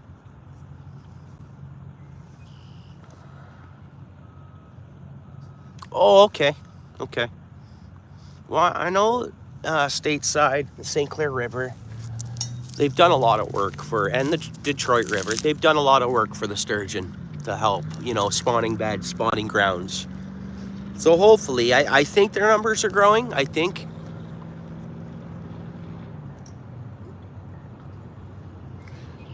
You know, and you look at like Lake Erie, there's a lot of commercial fishing that happens. So what has affected the sturgeon from? Oh, girth. There you go. You're smart. Because there has been talk about the dams and stuff like that. The altercations they've done. We're getting bites there, guys. See that? We're gonna leave it. Like, we'll listen to outdoor. We'll leave it there. We'll just let it bite.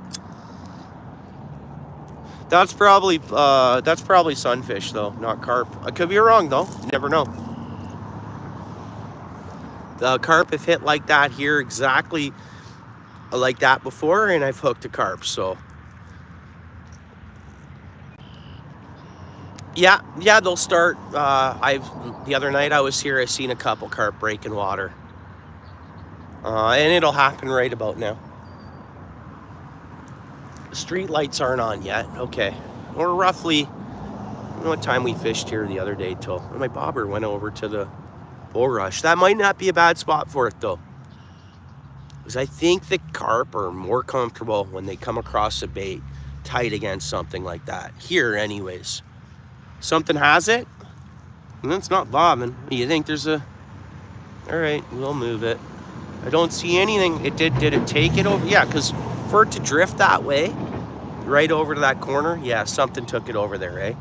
Probably, did you? Okay. Yeah, see, I get reading the chat, and that's the trouble, eh? Oh no, there's nothing on it.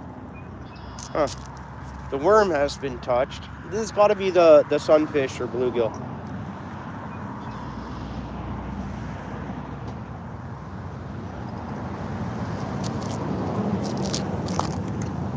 All right, I'll switch it up. I'll go to my different scent. That wasn't too good of a scent promotion.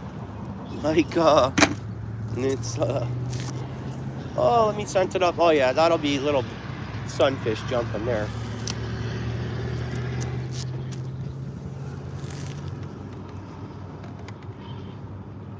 Let's see how this scent flavor works. Or if it makes a difference. Yeah, I know. Yeah.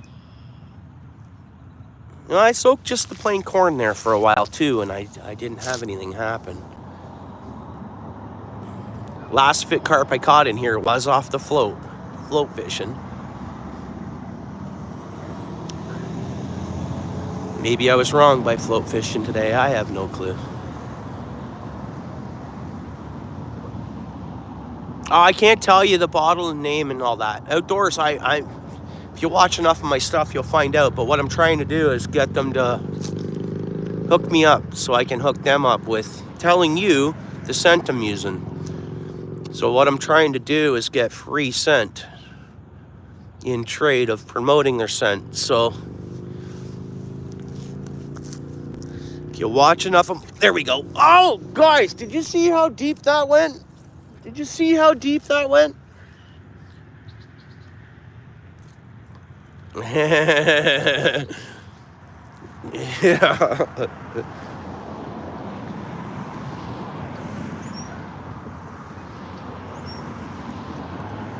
No, that scent, yeah. Yeah, let's put a little more of that scent on there. We'll scent her back up. It seemed to work pretty quick, didn't it? Considering, I mean, we've been doing the same method for quite some time now, and we put some of that different flavor on there. Boom.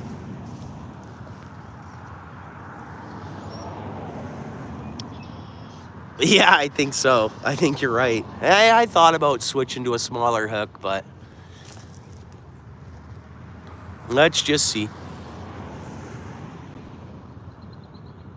We should start seeing stuff breaking the surface. I know, I'm not, doesn't make me look like too good of an angler today here, eh? There's fish everywhere, guy can't catch them. So funny. Yeah, hey? Yeah, there's fish swimming around his hook, guy can't catch them. Like, there's like, you know? It's so funny. It's still amazing to be here, sitting here and enjoying this. I mean, it's, at the same time, I don't always get skunked. I mean, it's fishing. Oh, we got something. The good patty just surfaced over here to the left. When I see the patties floating up, I'm like, okay, that's carp. They're busting the bottom enough, right? Yeah, thanks, Girth. Yeah, that's what we do. We'll chat about things. Sometimes we'll research stuff. Conversations will come up, like regarding fishing, species, and places, and stuff like that, you know? And it's not only just here in Ontario. We'll talk Michigan. We'll talk everywhere. I mean, Tennessee is a place I really want to fish. Because we don't have, from what I understand, we don't have blue catfish, and apparently there's flathead somewhere in Ontario. When I research it, I see the lower Great Lakes has the blue catfish. Though the river I'm fishing tomorrow, there's one dam, but there is a fish ladder. Anyways, I'm hoping to catch a blue catfish out of my river. I don't believe I've caught one. I catch some blue tones, like fish that are bluish in color, but that's just a blue channel cat, like a channel catfish. There's bites. There's bites. Combination of corn and worm there. Bites, bites, bites, bites, bites. We'll just let it keep biting. How about that? What do you think? We'll just chill out here. You guys want me to drop down a hook size? You want me to go to a small hook? No, Girth. No. No, it screws my channel. I mean, we just had an election here. And I anytime there's politic talks or different talks, I private the stream after it's done. And like the last 6 streams, I've had to privatize just because there's conversations on there that really have nothing to do with fishing. Green sunfish on this one, guys. There's a green sunfish. So we got a pumpkin seed and a green sunfish. They're neat looking, eh? And these showed up here. These haven't been in. I research them and they say they moved from the south to north. But that's green sunfish.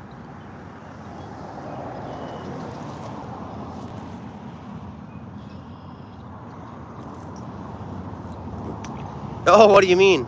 To catch fish? David, to catch fish? Yeah, greenie. Always fun.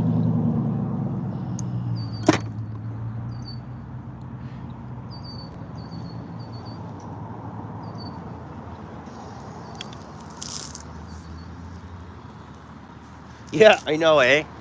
They're all over the place, but I can't catch them, David.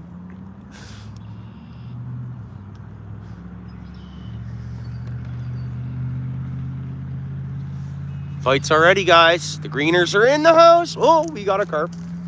We got a carp. We got a carp, gentlemen and ladies and gents. Should I net it? No, I can grab it. Like, this size of fish, I seem to be able to trick into biting. I'll net it. That's fine. This size of fish, I can trick into biting. I thought maybe I've caught this fish before. It looks pretty familiar. Like, you guys will see, it's like that. There we go. Carp. Got a carp. We got our targeted species.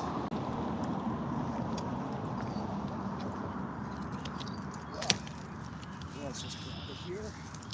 Okay, easy, buddy. I'm gonna gently set you down in the grass. There's no rocks for you to pound along. Again, belly's pretty full. It could be a spotted fish. I don't know how big the carp would be. And again, this one here, that's what we're talking about. And it sucked it in pretty good. That was good. No, it's in the bottom lip.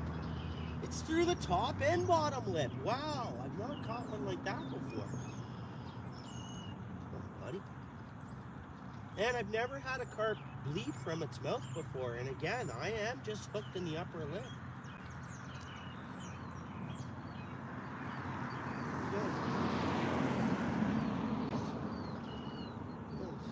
Nice. I'm gonna take it. What a good. Very good. Okay, guys. There's a carp. Targeted species. Top lip. I hooked it in the top lip. Like, but it was in the bottom lip too. Again, I've never had a carp actually show blood from the lips. But we'll throw it back. We'll throw it back. We won't do an underwater release here. We'll just let it go. Bye, buddy. Thanks for coming out.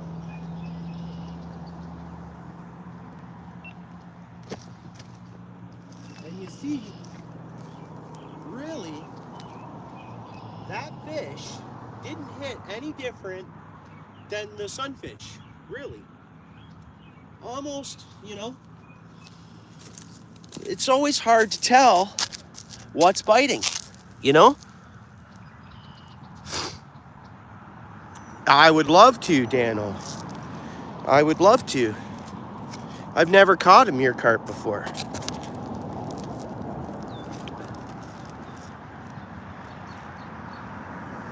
The carp father. No, there's 2 carp fathers in this chat, usually. They might not be here now. I haven't been. Steel City, he's a carp father. And Paul Sway, I would consider him a carp father. Me, dude, I'm a multi. I will. Hey, you see what I mean? So the scent company, I should send them a clip of me saying, okay, we're going to try the scent. And then I should send them a clip of, because guys, when I switched over Carp Uncle, yeah, I'm a multi-season angler, or multi-specimen species. I guess the proper word, guys, is specimen, because there's different species of this. You get what I mean? Anyways, whatever. That was nice. It was nice to see one. Okay, we caught one. But yeah, the scent is, I think, what's helped us there. Because you're the river guy? Cool. I'm Uncle Fester, bro? No, I'm not. I don't have enough of a gut to be Uncle Fester, do I?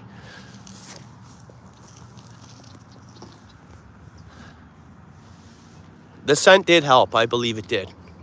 And so I'd like to be a promoter of this scent. And I'd like to, you know, shake hands with the company.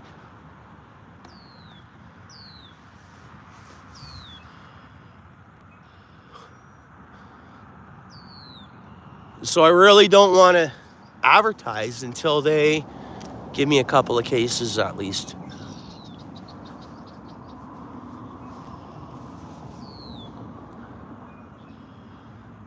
No. Pulseway, there's lots of room. There would be a great spot for you to set up for your 3 rods. And the pond's big enough, man. I get you cast out, right? Or do you like to spread out your baits? Like, or do you try to keep them boom, boom, boom? Like, yeah, for sure. I think it's a must-have for every angler, this scent. I think that.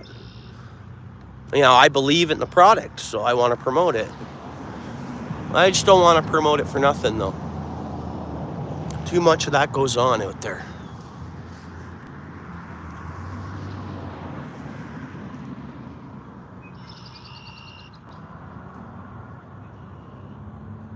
I don't know. I don't have a smoker, and I've not. I want to get a smoker. It's always been something I've wanted to get the last few years.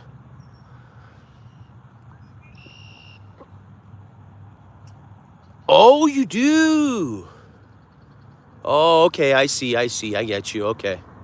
There's bites. Not a carp. Maybe a carp. Again, the last one bit the same way as that, guys. We were just getting bites again. Now, I think I'm right beside a coyote den. I can show you guys what I'm talking about. I can go show you what I think. And there's hair on this matting, and it goes in. And they should come out soon. Like, they should want to come out soon. We'll go look at it in a minute. And you guys tell me if you think it potentially could be a coyote den. And in the winter, I saw prints on the ice and stuff like that. And coming from, well, they were traveling under the pipe too when it was frozen. I noticed the footprints. When the water gets low enough, maybe they can do that again.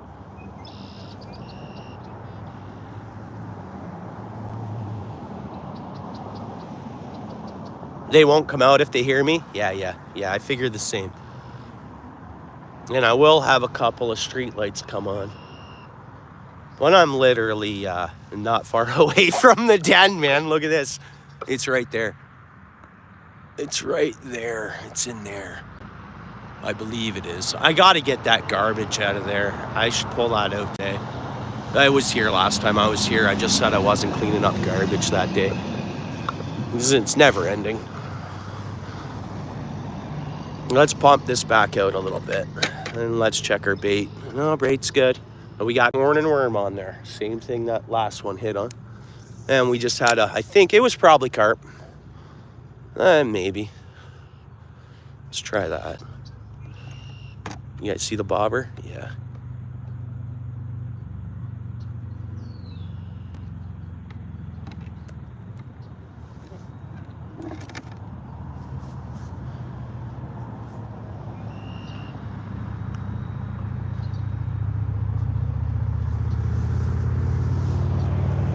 Yeah, fish cakes, for sure. I'd eat them, Dano.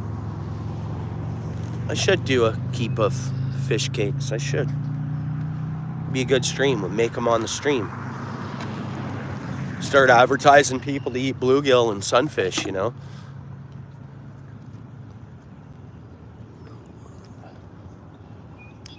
Yeah, pretty much they're bass, right? You're looking at it's a white meat species. Mild.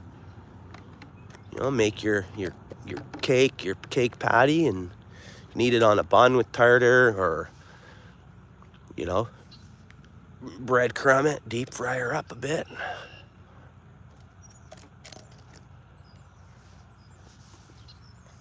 I hear voices. Good voices though, it's just pedestrians. No worries. It's gonna be a long summer. Hopefully, Daniel, man. I wish I could freeze time, you know, because I always find we wait for these fish to open, we fish, and time starts cooking by. Like I always find the summer season is too fast. It goes by too quick. Prepare a fishy, yeah. Maybe we'd leave the guts out of it and stuff, because but yeah. I mean, initially grinding up clean fillets and making cakes and fish cakes. Like almost like burgers, like you can make them. Yeah, we've caught some fish, Jefferson. Thanks for coming in. It was a slow start. We caught one carp and we caught a couple of sunfish species.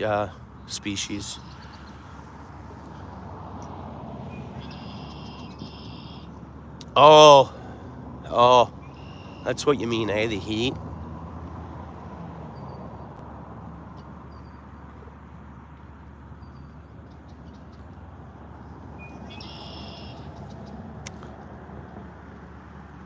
Come on, where'd you guys go? Come on, fishies. Where'd you guys go? I'll just leave it there.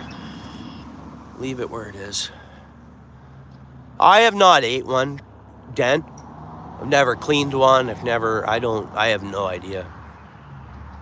There we go. There's some bites. I forgot to change my GoPro battery too. This one is dead. Oh, that's Sunny's.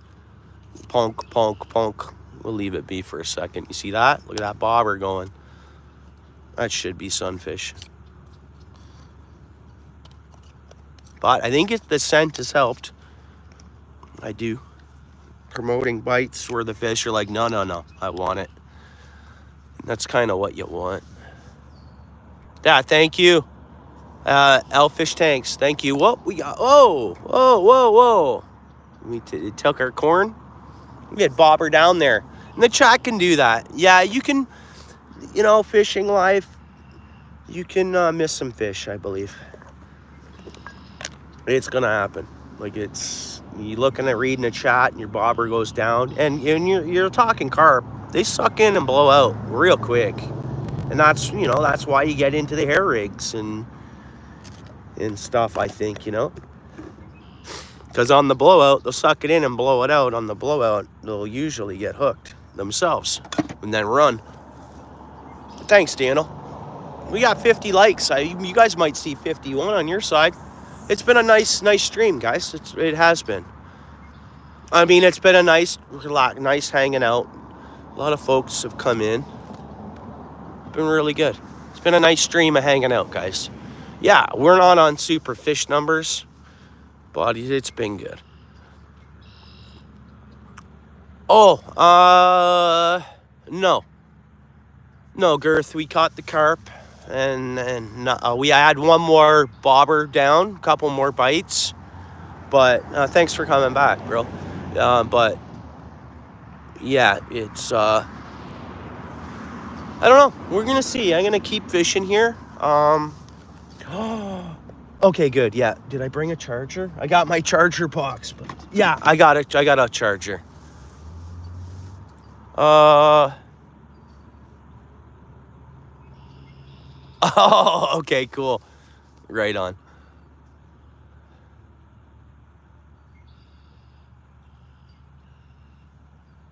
But we're gonna keep it going. I'm waiting for these other the highway lights to come on there. The plaza lights are on, and the factory across the way, the lights are on. I don't know why these ones aren't on yet. Because these would be they don't need to be on yet. It's not super dark. I guess I appreciate the highway lights not being on. I'm a taxpayer. We pay that. We pay that bill. Everything's set up as business.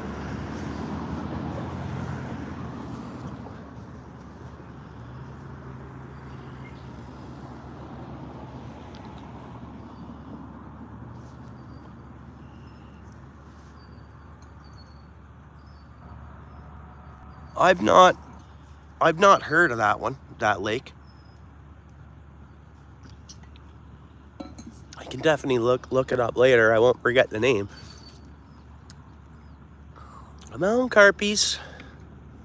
I haven't seen a lot of surfacing like I saw the other night.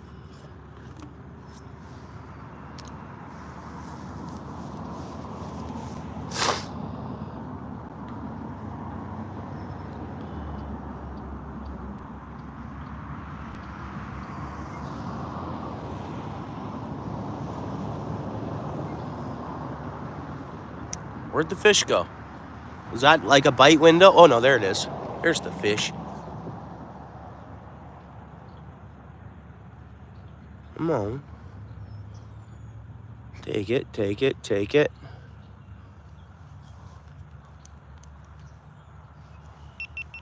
No, that's gotta be Sunny's. Yeah, that's gotta be Sunny's.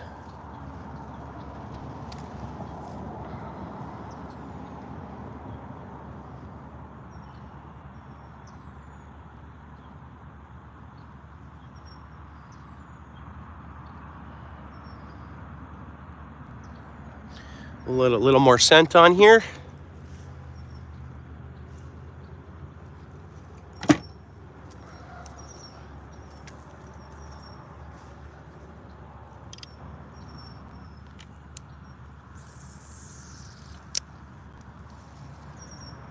We bring it in or leave it there for a minute? Leave it out there a bit, guys. You can zoom into that. Let's leave it out there a bit. We scented her up. Let's just see.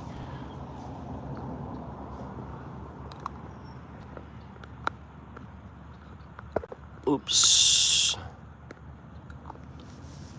We'll move it in shortly. You guys will see what I mean. I get most of my bites so many feet off the bank.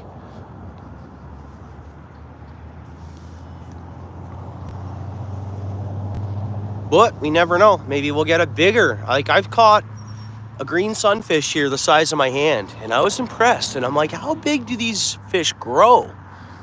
The green sunfish, eh? And I didn't look it up to find out.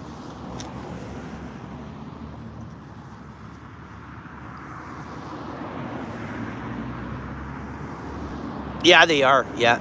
Oh, they're moving the bobber. They're around the bobber. Yeah, I've seen carp come up for those a lot of times. I don't think that, I don't know. That carp had a little bit of girth on it. I don't know what a maturity size carp when they would spawn. So that's another thing we need to find out.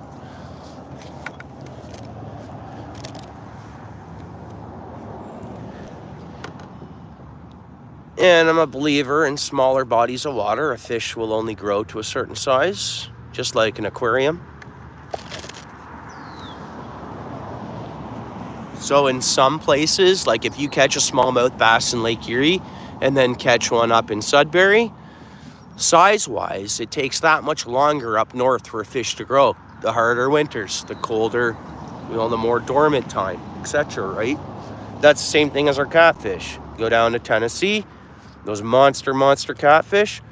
Our channel cat record is only 29.6 pounds in Ontario. That's a big catfish, but you'd think our record would be bigger than that. I don't know. That's my thoughts. Yeah, sunfish probably. When we caught 1 carp and 2 sunfish. Green sunfish and a pumpkin seed and 1 carp. Where's my ball? I can't even... There we go.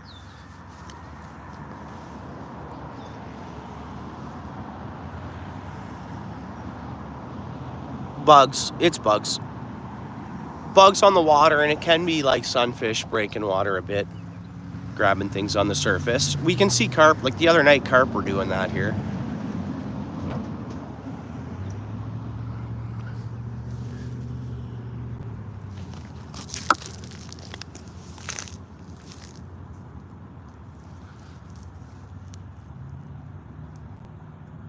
Why? What's wrong?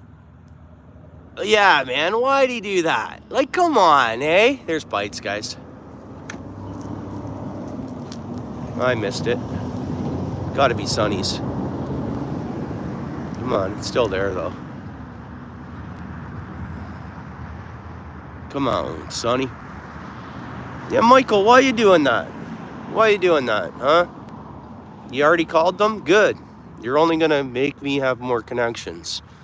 I want to know every conservation officer that's out there, so that's the type of guy I am, man. Okay, there's fish there. Just don't know if it's carp. Nope.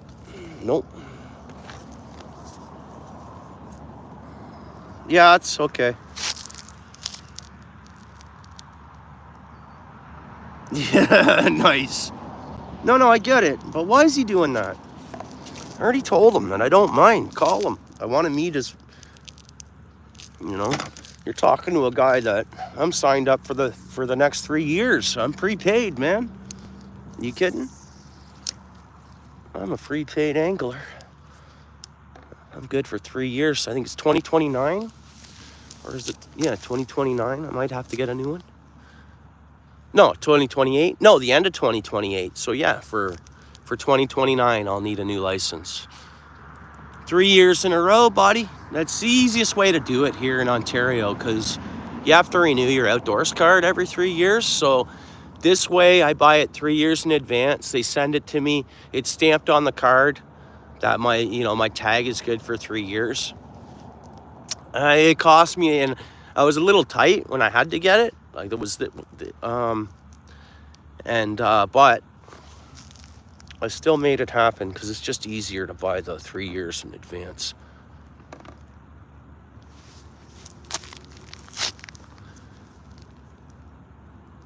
Yeah, he was here earlier and they timed him out. I mean, yeah, I don't know.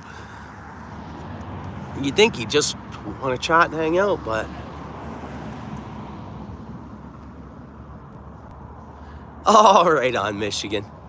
He might not be too bad of a fella, He's just probably joking around. He's having his own, comical moment with it, right?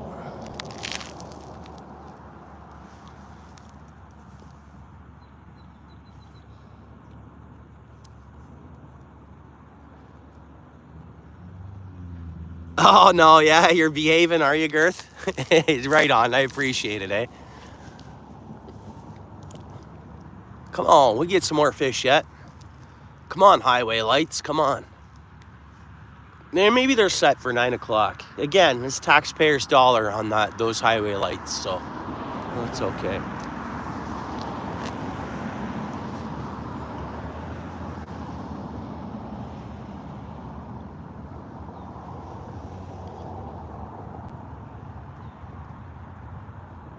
Yeah, that's right, Michigan, yeah.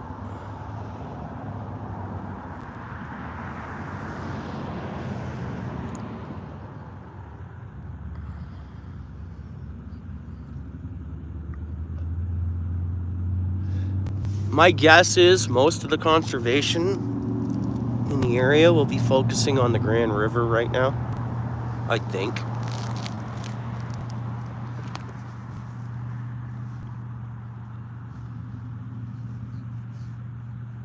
Just because of all the regulations and trout's open, and I mean the big stretch, 2 big stretches you can't fish artificial or live bait. And there's a lot of new people into fishing, and that really might not know, you know, the laws and rules, because here in Ontario, you really just go online, you give them money, they give you a fishing license. They don't know whether you know anything or any rules, or, you know. Man, I'm starting to shiver a little bit. It's cooling down. I should have dressed a little warmer is all. And I thought about it. I felt outside. I'm like, no, we're good. But as we're getting... It's darker than it looks on screen, right?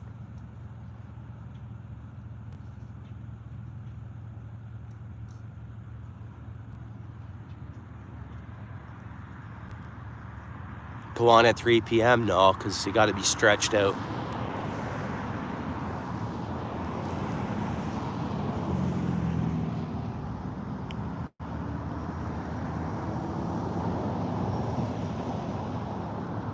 What do you mean by that, Michigan? Oh, he's been here.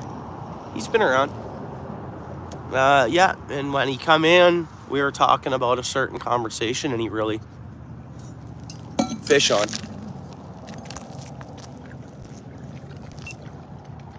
Guess what? Our first bullhead out of the carp pond. There we go. I was worried yesterday. I kept saying to myself, where are the bullheads? And there they are. I've been trying to, normally I do catch bullheads when I'm here, but I haven't caught one thus far. Now these are the little ones. The little bullheads are the ones you got to be really careful, because these are the ones that when you touch them, their defense mechanism will get you, and it can sting you for, they call it a stingers or whatever, but they're really just sharp little points that they can get a hold of you, especially these little bluegills, or bullheads, pardon me. I always call bullheads bluegills and bluegills bullheads. I think it's the B involved. I think it's the B involved. I'm gonna let them go. Cool. Little bullhead. Yeah, tiny catfish. We catch them smaller than that even here, but there's a bullhead. Good to see.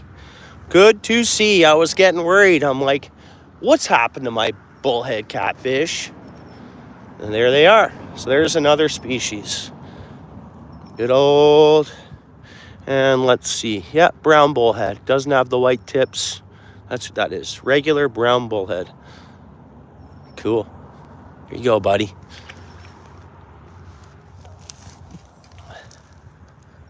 Nice. And is that because we're getting dark? I catch them during the day here too.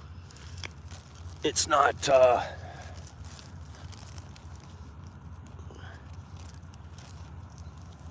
yeah, random thoughts. Thanks for coming in. Welcome to the channel.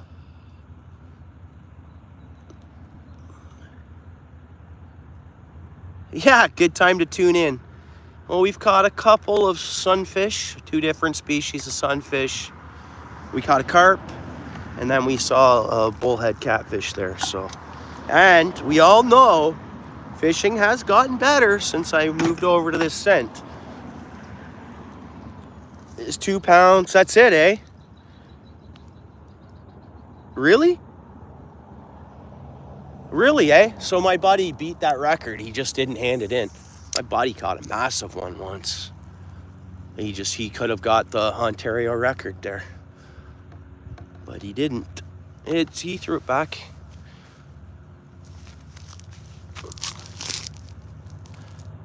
A Girth Brooks.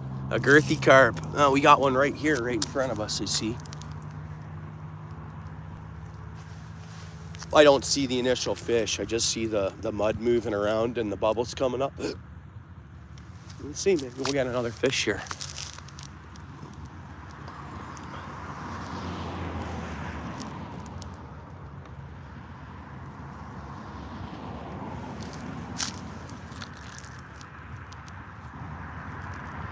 Oh yeah, the wind got you today? It was windy here yesterday. I caught some fish. It was challenging. But yeah, yesterday was a big wind day for here, for Ontario. I think it was a big wind day for the States, all the way across. I'm not too sure where you're chatting from, random, but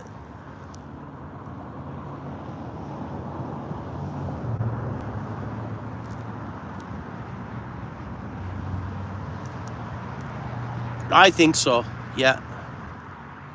Yeah, that'd be nice. Monkey Man, how's it going? How are you? Yeah, that would be nice, Girth. I mean, maybe they don't need, maybe they have, but it's an American company. I will say that. So, promoting the usage up here, even though I'm worldwide stream, but, oh, okay. You must have some wind coming in off the ocean, maybe. Thanks, Seachester.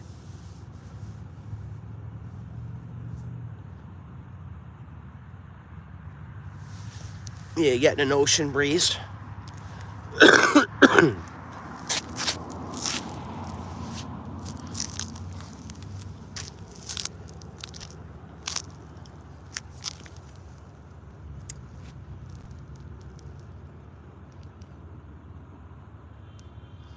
I love this little pond. It's a great pond for me to fish after work a lot of times, because for me, it's fairly local. So on my way home, I can just come here, and then it's like on my way home, kind of. I love this pond. Again, it hasn't been too much action, but we technically seen 3 different specimens and then another species of a specimen. So I just call them species, all of them. I don't need to be you don't need to be politically correct fishing. I believe that, whatever.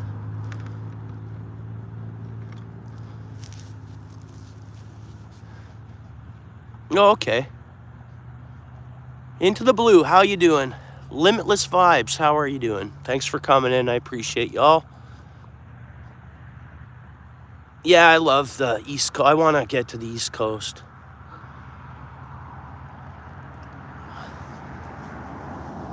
A Monkey Man? I believe Monkey Man is a gentleman, and he has a girlfriend there, I think, on his stream sometimes. Am I right by that? Monkey Man's a dude, as far as I know, David. Pardon me, though. I hope I'm not wrong. Monkey Man. I mean, it's Monkey Man. He's a dude. It is 2025, as we all know. We're getting bites. Come on, fish. Come on, fish. Come on, fish. Yeah. There you go. Right on, David. Yeah. Yeah, they seem like good folk.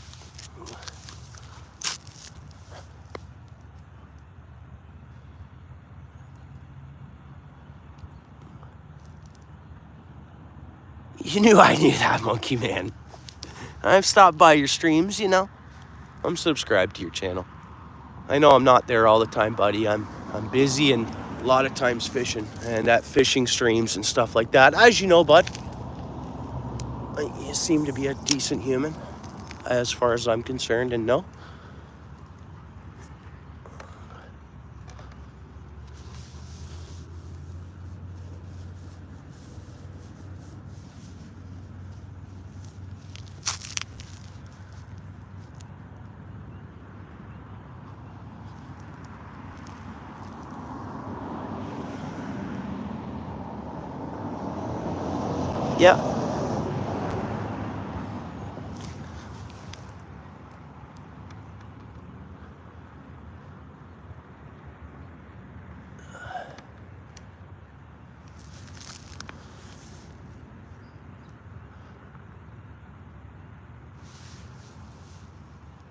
Yeah. Yeah.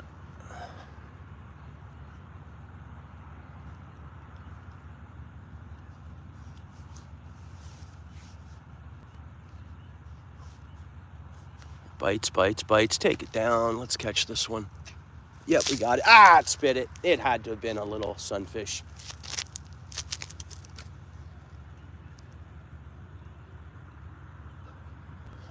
Let's give her a little more scent.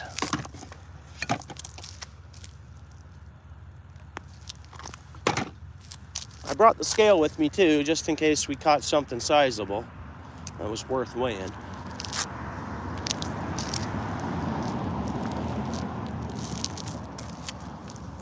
Yeah, I'm gonna say for tomorrow, 11 o'clock for fishing the river. 11, 12, I'm gonna say. Because I might stay up a little late tonight, and then I might get up and I'll take my kids to school and then go fishing. Or get up with the kids and cover one anyways while the rest go, or who knows, we'll see.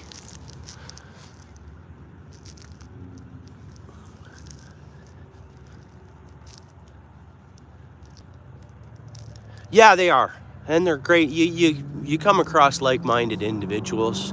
The fishing community's always good. Like, you know, like it's anglers are always, you know, Garden, there you are, bro. I said hi to you earlier, but I missed you. I was focusing on the bite and the line and this and that, and I saw folks saying hi to you. Oh, there we go. Another bullhead, guys. That's what that was. About the same size. It flipped off. But so the night bite's bringing on the bullheads. What's up, buddy? What's up? Yeah, I'm fishing, man. How you doing, bud? Yeah, good, bro. Awesome. That was odd.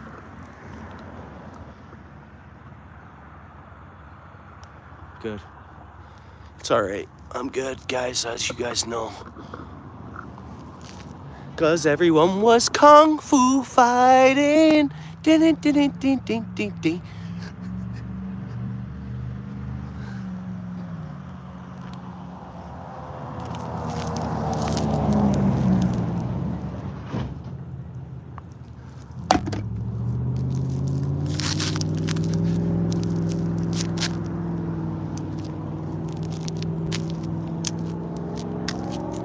Come on, fish. Night bite. And the street lights are going on. We got a couple burnt out, but they're on. So what I say, 8:42. They probably, oh, he's coming back. Guy's coming back, dude. I got it, bud. Dude, I got it. Pretty much, he has to have, not to be rude, I'll be fine, but he has to have a piece to do anything to me. Trust me on that.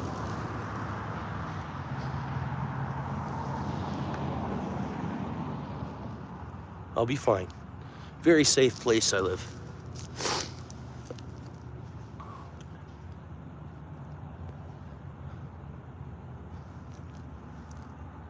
Okay, he turned around. He was coming back, guys. He was coming back, and then he decided to change his mind. And he went back the other way. So he was coming back. Obviously, he had something in his mind. And then he changed his mind, and he's walking away now. So he was coming back. No, I don't need to do that, Girth. We're good, man. I'm a very fast individual. My reflexes are really, really good. Like really, really good. And I can kind of, we're good. Everything's fine. Gone the other way. But that was weird. He was going to come back. Anyways, no. We're good.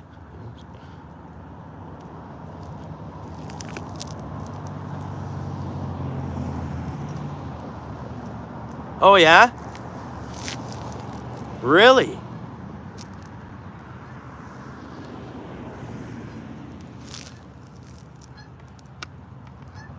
Yeah, see Chester. We used to watch Jean-Claude Van Damme movies when I was a kid. There's fish. And another bullhead. And then after the movie, we'd have a few hours of us siblings just going at it. I'm kidding. No, it's no big deal. I'm a lover, not a fighter. 100%. Little catfish. Little baby bullhead.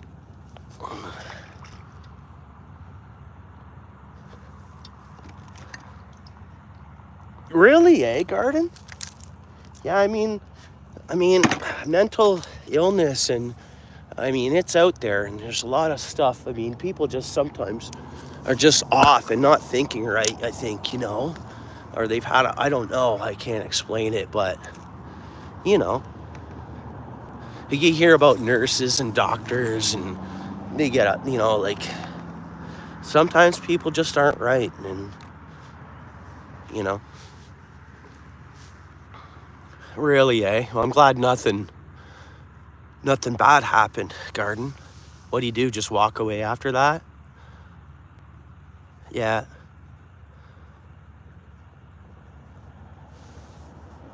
Yeah. We've caught some fish. What are we at? Are we at 2 catfish landed, 1 carp, and 2 sunfish? And 2 different kinds of sunfish. We caught a green sunfish and a pumpkin seed, but we've caught some fish. It was a slow start, but it's been really nice. We've all been hanging out here, chatting away, and... Oh, there's another bite. Catfish are rolling in, I think. Whoop.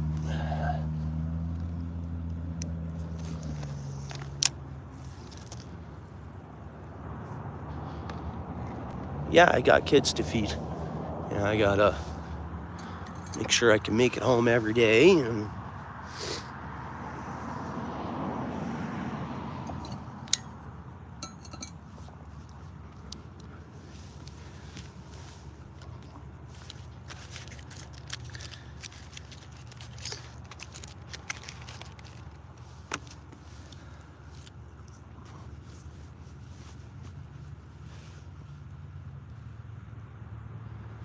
we have carp, we have catfish, we have pumpkin seed.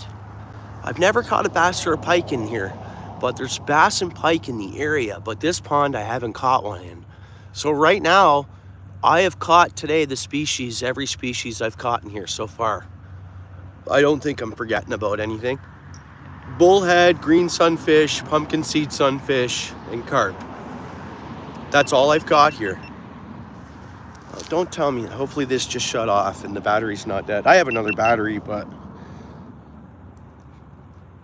Oh no, we're good. It was just timed out. Yeah, lots of juice left there. You know what I'm going to do, guys, is plug in...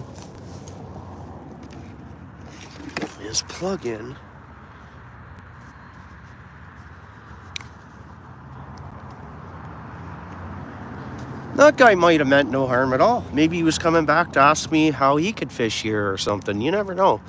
I don't automatically think that someone's up to no good. But it was a little strange. You never know. So...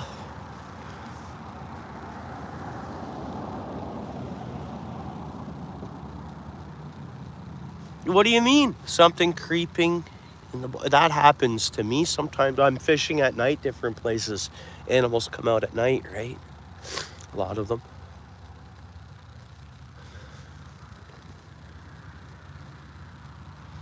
So it gets pretty lit up pretty good here, eh, guys? Like, this is, they can get midnight, it'll look like this here. And it's the highway lights.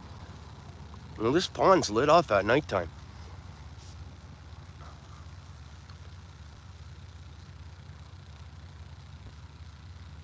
Oh, I didn't, Michigan. You know, when I went up to the truck after that, I thought in the far corner of the yard, I thought I saw a set of eyes, and they wouldn't have been deer. I think it might have been coyote, coy wolf maybe, and I think it was just following its nose because I had all the cut bait, the scents I use. I think that's all it was. Michigan, I think I'm right beside a coyote down here where I'm fishing. But I figure they won't come out because I'm talking and I'm here, right? So they wouldn't. Right over here, there's I see a little bit of fur on the top where they crawl in. So I'm sure that's coyote. I don't know. But no, I don't exactly know, Michigan. I heard panting. So it was a lot of panting involved. That's what I initially heard. And then it sounds like I could hear it maybe on the steps or the wood. I was like, I don't know, but I couldn't see anything.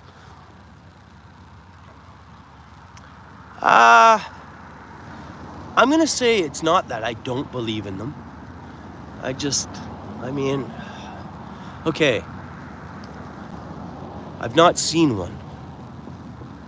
And I've not seen good, okay, so like these big cats that are in Ontario right now. There's some black cats being seen around, and then we have mountain lions. A few of them. Like we have, you know, a small population, I would say. Who knows? I mean, they're ghost cats. That's why they get their name. They don't get seen, right?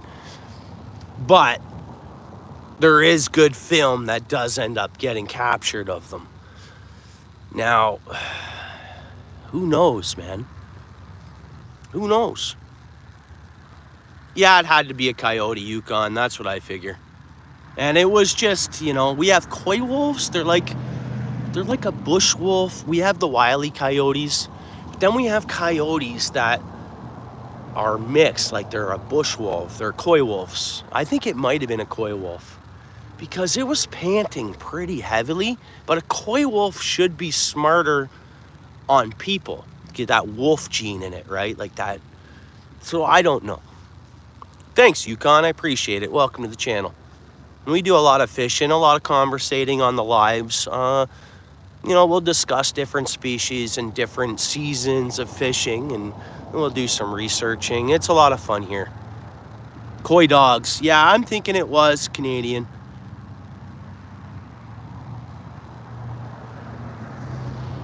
Right, Michigan. Like, I mean, come on, like, yeah. So, like, the cat, like, I am a believer that other things are out there.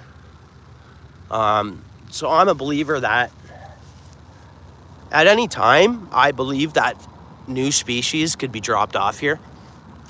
Pardon me, I hate to be like that. I think we got a good carp a couple of feet past. I mean, I don't know. There's world of wonders, right? Like it's, so there is a carp nearby, guys. See if we can get an after dark carp here. So I don't know. I mean, usually I gotta see something to believe in it. You know, this world we live in, it's, believe nothing you hear and only half of what you see. You guys have all heard of that, right? Shapeshifters. You never know what's out there. But yeah.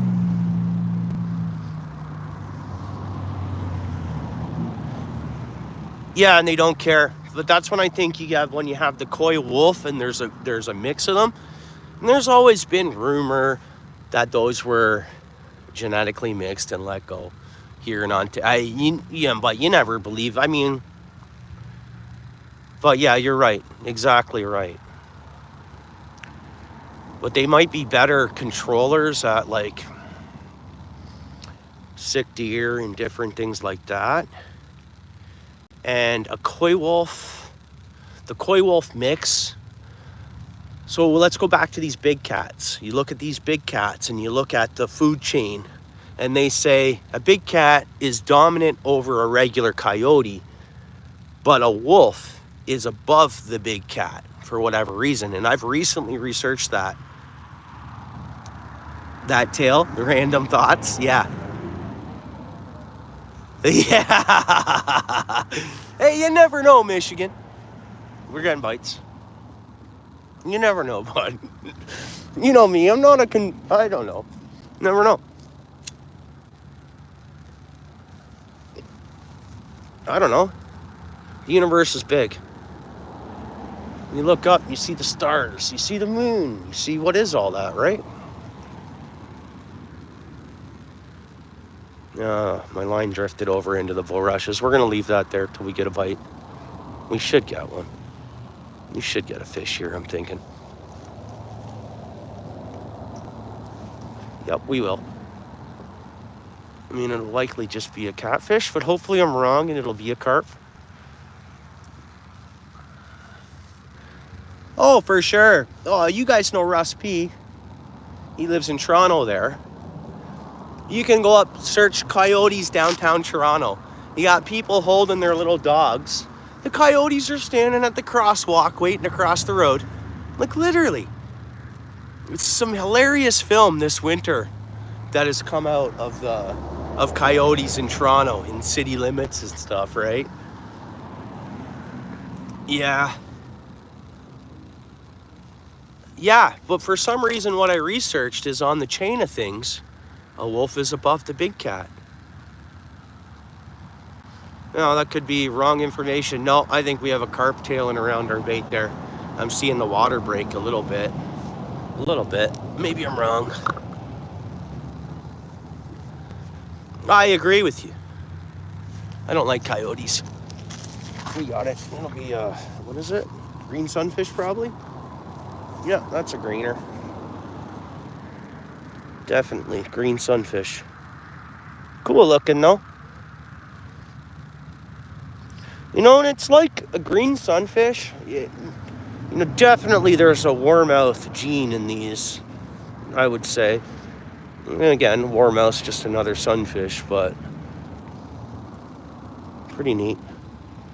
Thanks, Yukon. That's the second one of these we've gotten. Garden, what's up? Yeah, they are, like, from what I researched, from what the science says, but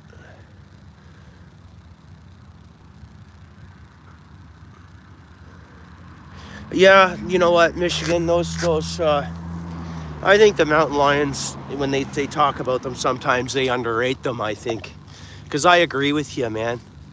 I mean, it's a cat, dude. Like, I think they're brilliant. Ghost cats, man. I mean, I think the big cats are brilliant animals. I think they're much smarter than, I think they're, yeah, another blessed day, Garden, for sure, 100%, brother.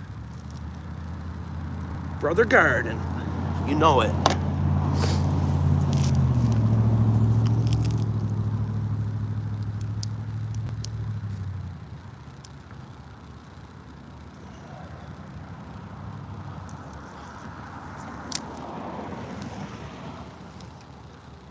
I'm just glad to know that those lions, the mountain lions, you know, they say it's not in their DNA to eat humans or even to bother with a human, and I agree with that. I think if one showed up here or whatever, it would just go the other way.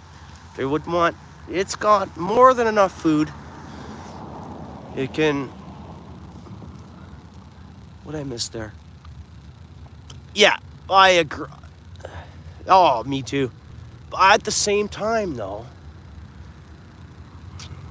yeah, if a cat has kittens, look out.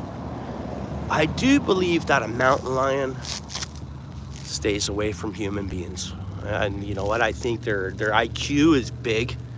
They're very smart.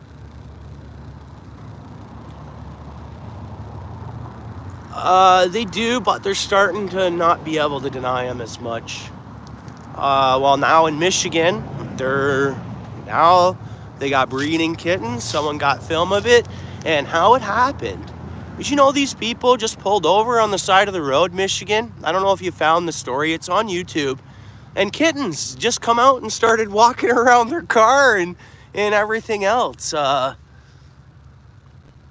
so there you go. There's cats having kittens in Michigan.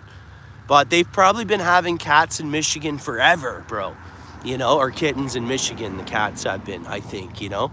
And then they're saying that those Michigan, now they're claiming that those Michigan cats have crossed over into Ontario, but I think they were always here as well, you know.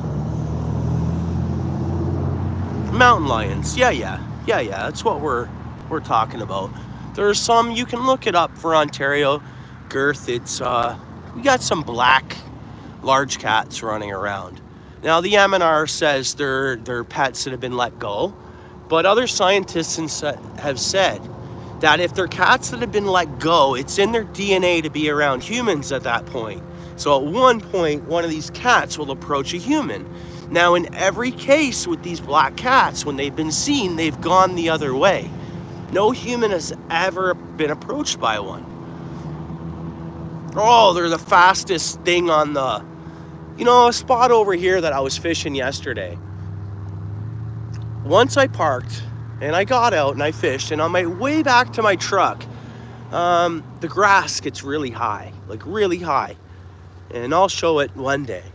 And the grass moved, but then boom, as soon as I could look over, something stealthy just flew. And I'm like, coyote, 'cause they can move fast, no doubt. I think it was a cat. I do. I think it was a cat. And they've been seen, we got people here, I live in a valley, and we have an escarpment around the valley. And there's people that are getting pictures of these black cats that are sitting at the end of the yard, the people that are living against the ravines.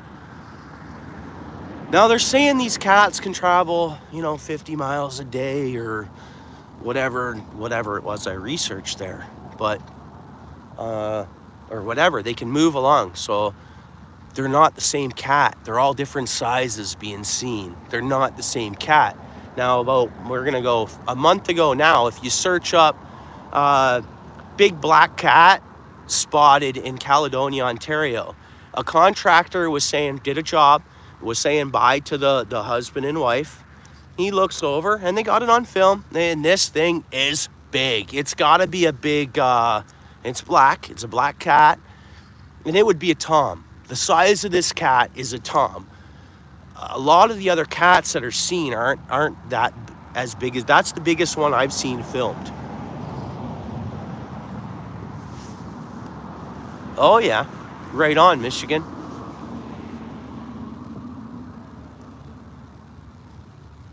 But I'm in a pretty noisy area where I'm at here. Like, it's noisy. I mean, there's traffic, there's...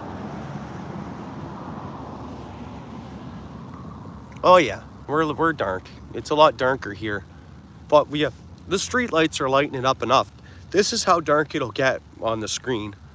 Bites went away, eh? Notice that? The bites went away. Right on. So I've shot when I was younger, young kid. I shot, no, I shouldn't say young kid, maybe 30-06 on a 30-30. And dude, we had these pop cans set up along this line. We are way up north. Again, supervised. Things were different than this many years ago.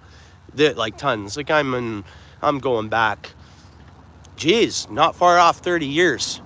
And you know, the people that were with us, and you'll hold it right tight to your, you know.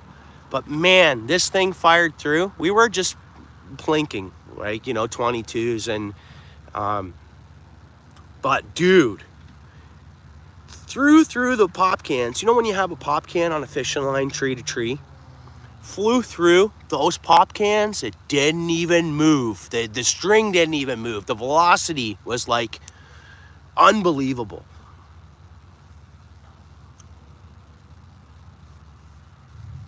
There you go. And these were older guys. Like, yeah, it was grandpa's. That's exactly it. Like, I'm talking, okay, I'm in my 40s. We're going back to teenagers' days. You know? And we were supervised and everything. And Well, like I said, I only got to have the one shot. Other than that, we were pellet gunning. It was cool. It was all safely done and everything, you know, supervised and really good. You know, the next generation, introduce the next generation to hunting and so on, which I got to do that. I got to book my hunting licensing course, and I think Steel City wants to do that too, so maybe do it in June. I'll get a couple paychecks and yeah, exactly. My son has one garden.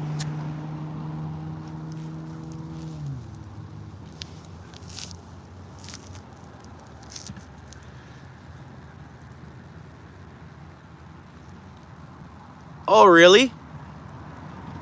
Right, okay.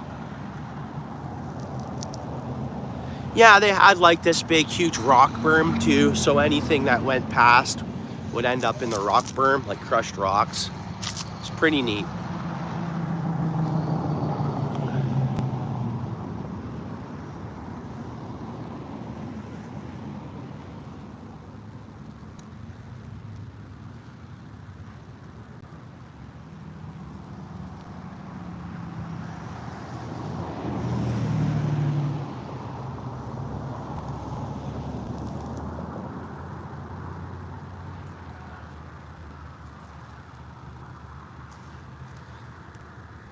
So yeah, and I want to get my pal, and then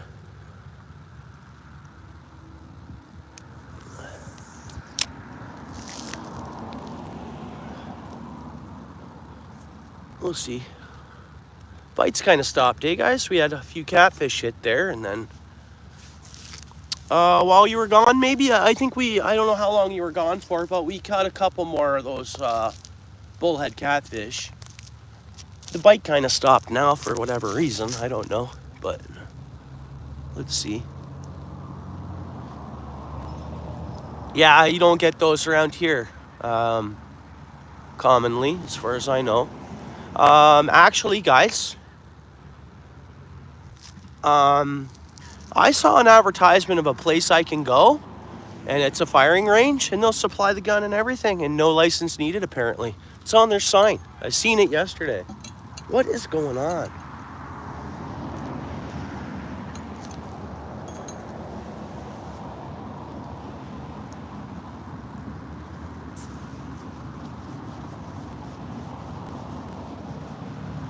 "20 minutes? Yeah, probably a couple of 2 small bullhead catfish.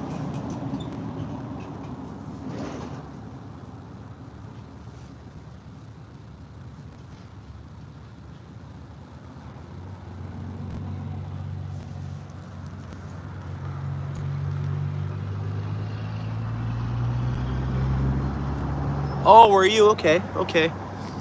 Yeah.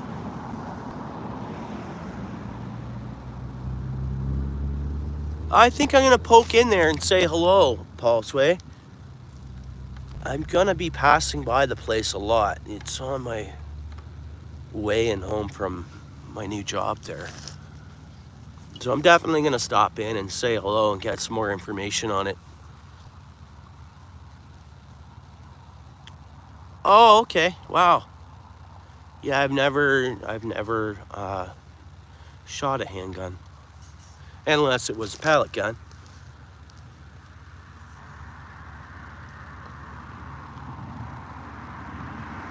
Oh, about the courses? I will. But they might do the course out of there. You're right, Steel City, I will. And I think June I'll be able to afford the course. Get a couple of paychecks and can squeeze out the course money. What is going on over there? Is there a parking lot brawl? They're near my truck too. Oh no, there are a few vehicles from my truck. I think it's just youth. They're all acting heavy duty, you know, teenagers or high schoolers or whatever. You know, it's been quite the experience because I have a teenage son, and you know, to see him go through that hormone spot and the pugnacity or whatever I want to see. You know, you see a a boy grow up and then get into their teens and start going to the gym and, you know, blooming as a man, say, right? It's, you know, he's been a good boy. He plays football, and he was testing me months ago, a few situations, and that's what I'm talking about. Like, he's taller than me now. He's actually more muscular than me now, you know, my son is. And he's got quite the V shape. He's gonna be 16. But yeah, we're through that. He respects his old man. Yeah.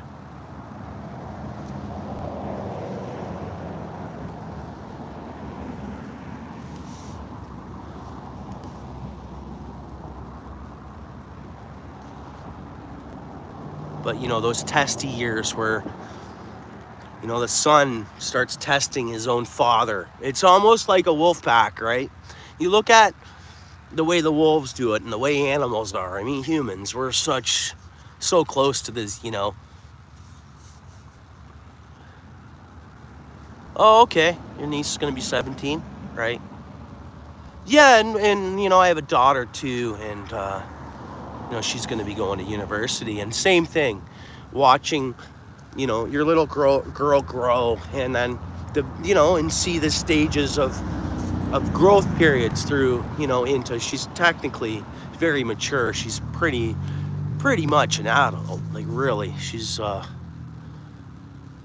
really matured, good in school. Both of them are, and I'm very thankful for that. I got lucky there, because sometimes I believe parenting has nothing to do with how well your kid does in school. It doesn't have anything to do with that, because I have the two younger ones, and they're complete opposites, right? And they're raised the exact same way.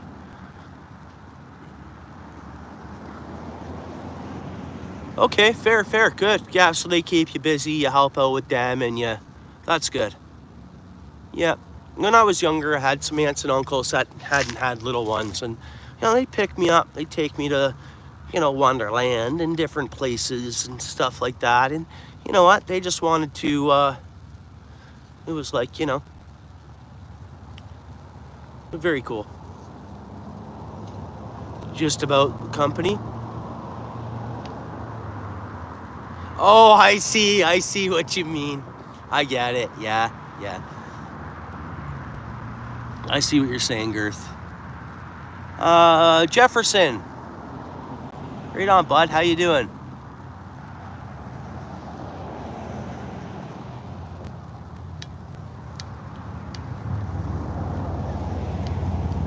Yeah, you too, Michigan.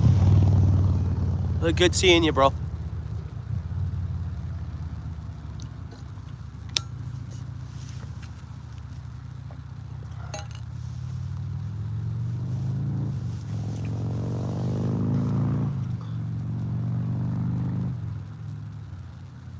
Well, everything's calmed right down. You'd think the fish would be really active, guys, but it seems like they've shut down. Even in the case of the bullheads, they're night biters all the time, right? You'd think we'd just keep catching them. Having said that, though, I look over into this shallow area, and there's so many spiders. All the spiders have moved shallow for some reason. Like into the foot of water area. We got a little kidney here, and it goes to a foot of water to the right. I look over at it, and it's just completely covered in water spiders. Then I look out front of me, and there's no water spiders. They're all congregated up in that 1 foot of water. Oh, we're getting bites there. There's fish. There was some movement on that bobber. Hopefully it's a nice carp, guys. Lots, Chris. Welcome to the channel, bud. Lots. So, Paul's Way, garden, lots. Man, so many people going live. I can recommend you tons of channels. Paul's Way went live last weekend. Probably see a lot more from him live-wise, and he's an awesome angler. Knows his stuff. He targets carp a lot. But that'll be a good one. Lots, Chris, lots. Let's see, tons. I mean, what do you? I could go on forever. I could recommend you pages, and we're getting bites, pages and pages and pages. I mean, tons. Here we go. Is this a carp? It might be. It's taking my bobber away. It's not bouncing it. It's dragging it. It's got to be a carp.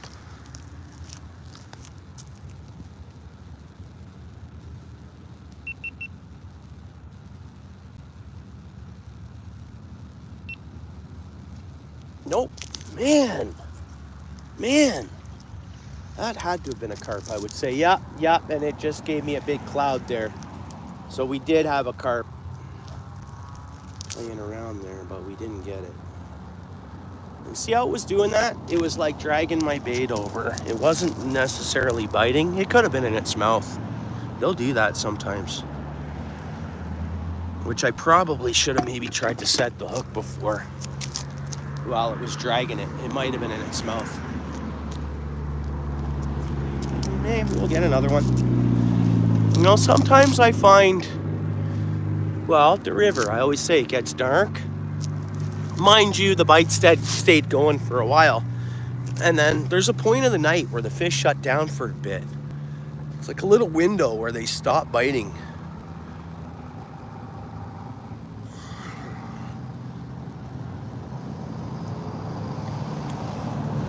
Yeah, there's Steel City Fishing. There's Paul's Way. So there's two, Chris. Yeah, please connect to him. At Paul's Way, you should find his channel by typing in at Paul's Way. Actually, you know what? I'll see if Paul will connect to you. He's a moderator on this channel.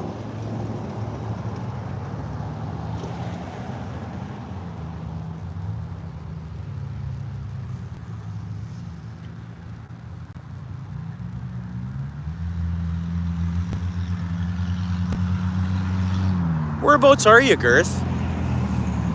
Did I already ask you that? And if I did, I'm sorry.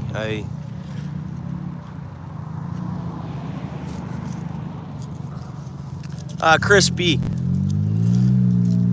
Okay, Massachusetts. Okay, well, you pretty much have the same climate as me, I would say. Yeah. No, your fish should be waking up. Yeah, carp, coarse fishing.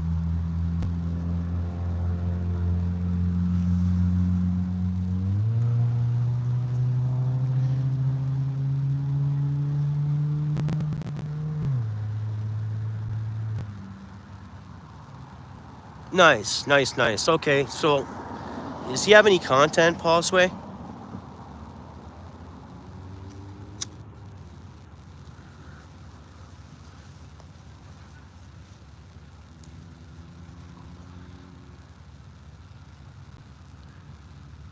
Yeah, well, if you know that.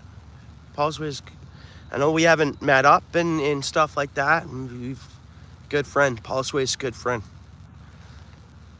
He's been, actually, Paul, you kind of promoted me to go live a little more, bro. Back last year, remember? I started, you know. Yeah, he does. Yeah, throw a comment on something so he'll easily connect to you. As you know, you probably already did that. Well, yeah, Paul's Way. Yeah. Yeah, well, remember that boat live last summer?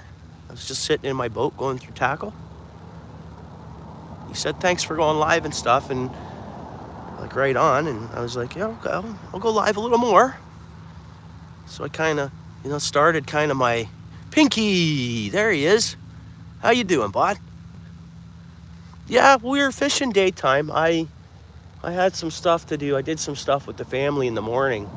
Then I went home and I had a small afternoon nap. So then I got up here around just after 5, I think it was. Or maybe it was later than that. We've been live for 195 minutes, so.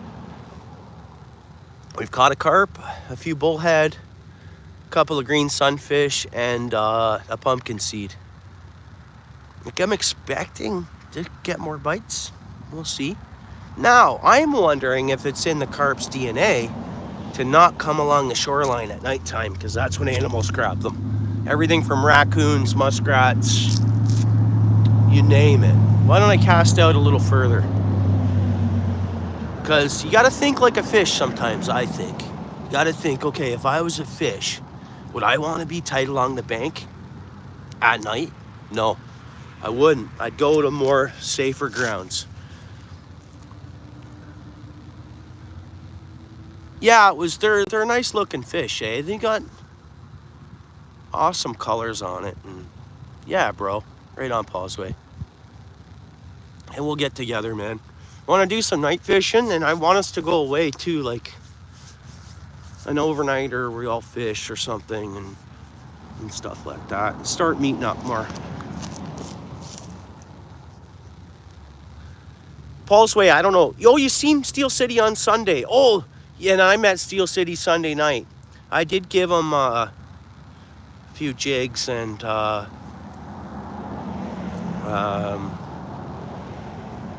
some decal stickers there and a keychain. So if you see him before, okay, cool, right on, yeah. If you see him before you see me, he'll have that for you in his van there. So worst case scenario, it sounds like you're gonna meet up with him on Sunday for sure, maybe.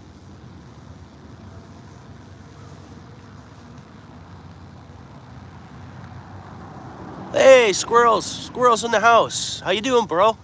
What's going on? Brother squirrels.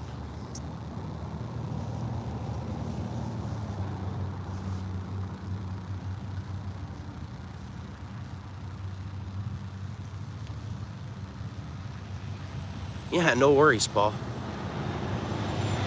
I appreciate you, brother.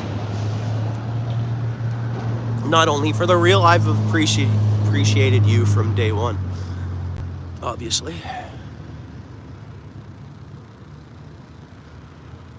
Are you okay? Be safe, brother. Are you just walking home, or? All right, let's go a little further out. We're gonna think like a fish here and think, you know what? We know animals. You know, I was thinking that one sucker I caught yesterday that had the good gash out of it, that could have been from a muskrat, or that last carp I hold up. That might not have been a pike that got that one. It could have been anything. It could have been a snapper. But the other fish, when you see the bite marks of literally a silhouette of a mouth, of a pike's mouth on it, you know it was a pike. But I think the one sucker, it could have been a snapper or something like that got a chunk out of it. Drive safe, brother. Hopefully you don't have far to go and you can come on in after that.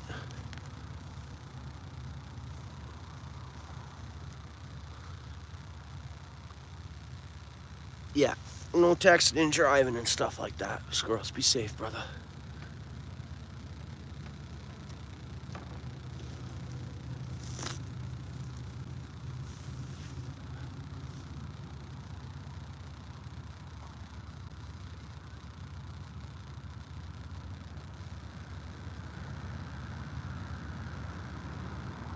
Yeah, right on, Paul.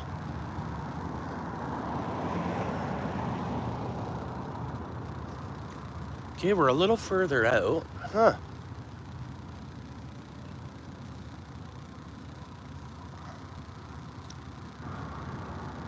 Yeah, for sure, Pinky. We all gotta...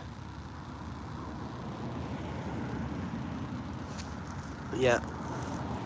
How you doing, Pinky? What's up? What's been going on this past week and that?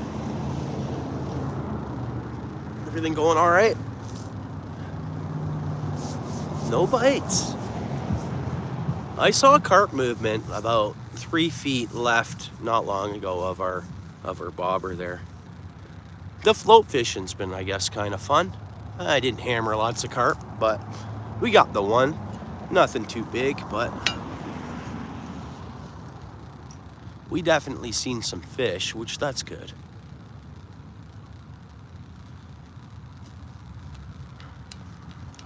Yeah, we're not giving you a hard time, squirrels. We just, you know, we're a brotherhood. We on a brother sisterhood. We want to take, you know, all of us to.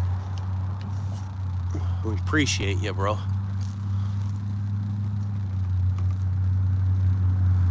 Well, let's come in a bit, I guess. Let's try right there. Be hard for a raccoon to get a carp at that point or anything else. So, well, muskrats, they can. And I seen one muskrat here the other day, didn't I? I think I did. I think the harder winter this year might have knocked our muskrats back. They're living in the bank on the river, but I think their numbers got knocked down a bit. Last year, the muskrats along the river, even into the winter, even when I went there in the winter, it, you know, there was footprints and them digging into the bank. But that river went up high. It went up good and high, and the muskrats do eat a lot of fish, guys, and you know, anything can overpopulate. Like the beavers, I know a lot of places, I believe, have done a call on beavers because they're dropping trees. They're wasting trees. They're just dropping big trees all of a sudden. And, you know, we need our trees. And we need beavers, too. I get it. But when they're dropping trees that are, you know, healthy trees, and really, they're not dragging the monster trees to build a dam out of. Unless they drop a big tree, it lands partly in the water, and they build the dam around that. Yeah, right on, Seachester.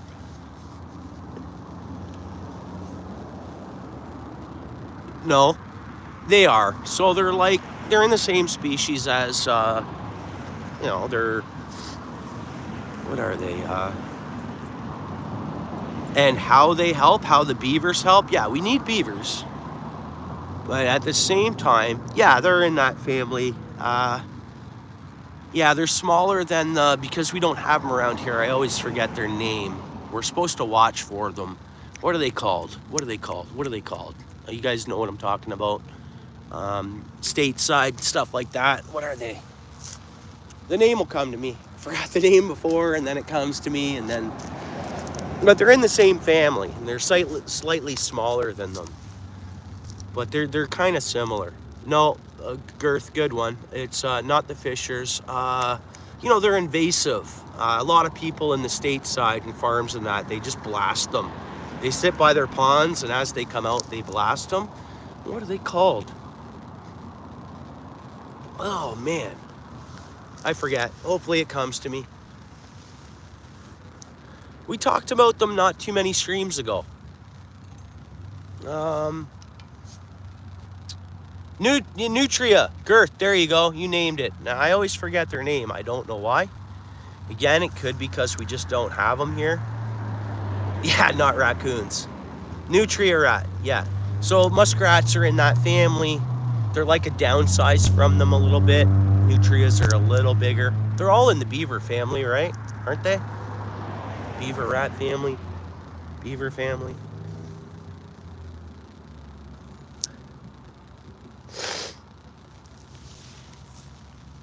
Oh, come on, give us a bite.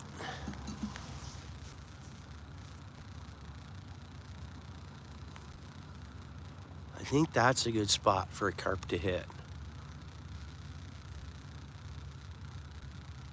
No way. Well, yeah, maybe they're more in the west. Maybe out west they're more common.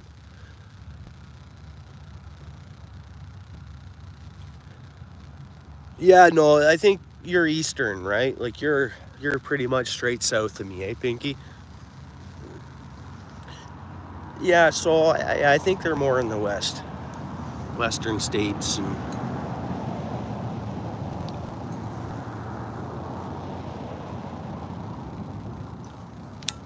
you know, I haven't seen a lot of raccoons this year yet. I've seen a couple. You know what I've seen a lot of lately? Oh, the sound should be fine. So you're south of me, right south. You guys hear me? Apparently my sound's gone. We're not muted. We should be fine. You guys hear me? Yeah? Huh. Huh.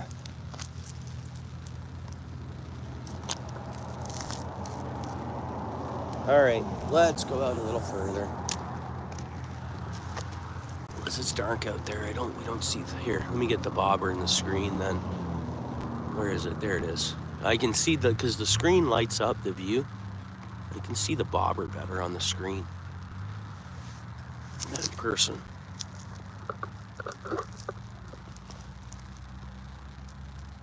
Oh, there we go. Let's try that, I guess.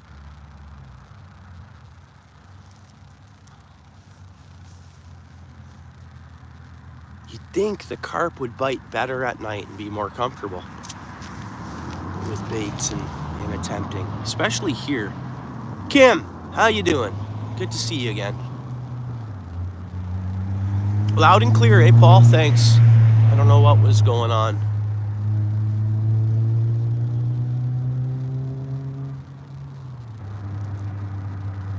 Bobber's drifting to the right a bit. Come on, fish. You know what? I'll hook on corn next cast. I don't know how much longer I'm gonna fish for, but because I don't want to. I don't know. I think I got enough long form from this pond to make a video. It'll have to be like day one and then the next day or something. I don't know. You know, I've had a hard time getting footage for a long form for this pond.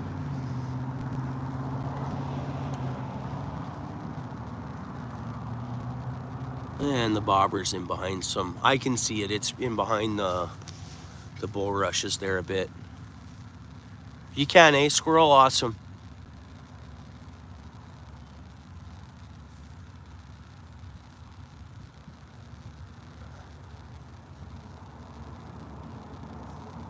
I don't even know what you mean, Pinky.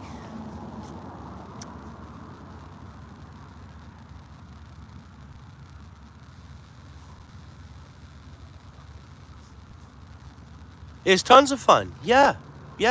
Night carp fishing. Long form videos? Oh, okay.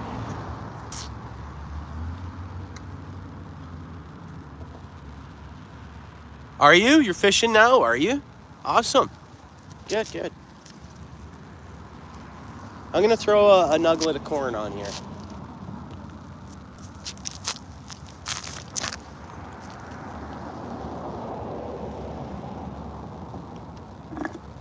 Let's throw some corn on.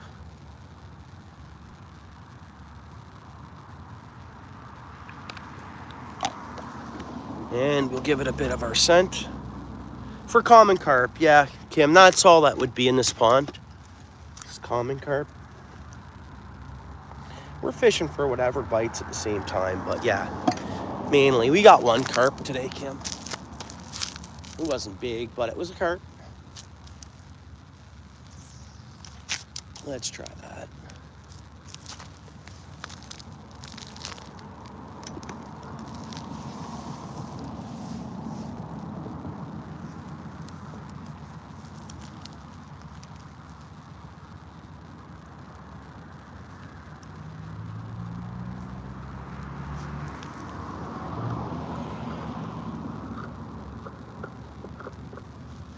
$60 likes, thanks guys. I appreciate it. I got 70 on my stream. Was it 70 on the stream yesterday? Surprisingly. I don't commonly get above 50 or 60 likes.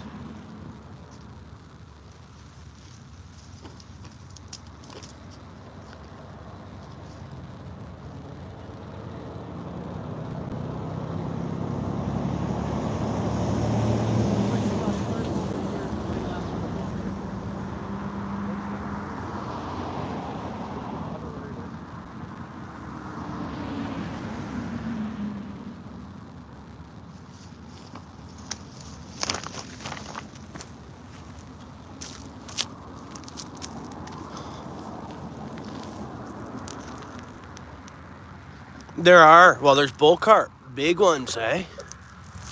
Yeah, for sure. Well, Lake Ontario's still cold. No doubt, I'm sure the carp are getting active. Maybe Paul's Way might be fishing Lake Ontario trip tomorrow. I'm not sure, but hopefully he gets on some fish. But yeah, I'm sure they should be activating in Lake Ontario, getting active.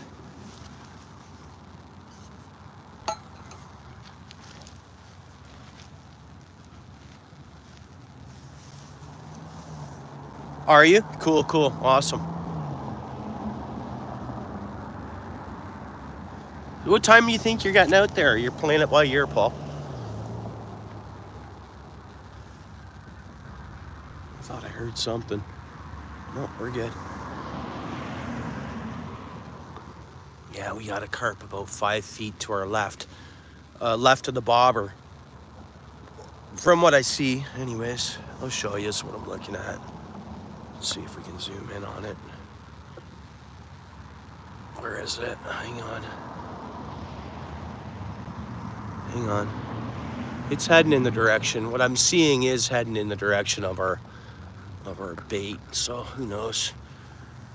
It's slowly moving over. I mean, my bait is drifting to the right there, the bobber, but let's see if that carp can catch up with it. We got corn on there too. Is flooded, the Neeping River. Okay, I'm not familiar with that. I'm fishing in Hamilton, Ontario, just a little drainage pond here. Welcome to the channel, Sandwich. I like that name, very cool.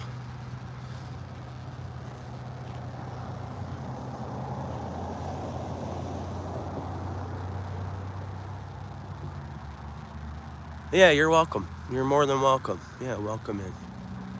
Make yourself at home.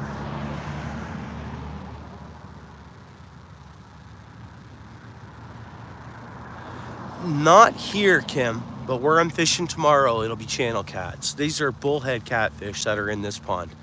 Channel cats, you know, you'll find them in where a lake and a river kind of is involved with one another. I find you get these ponds, it's up here in Ontario, it's all bullhead catfish in the ponds.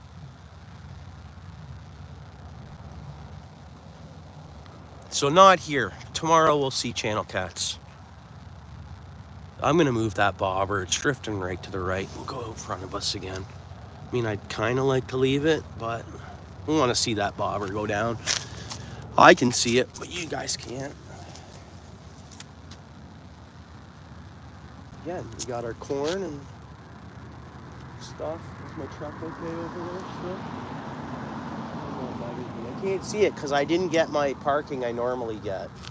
So I can't see my truck. Oops, it's kind of to the right.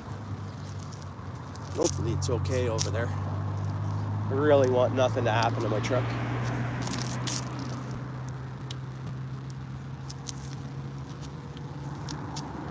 I need to detail the thing. Tomorrow I should kind of keep casting to the right a bit.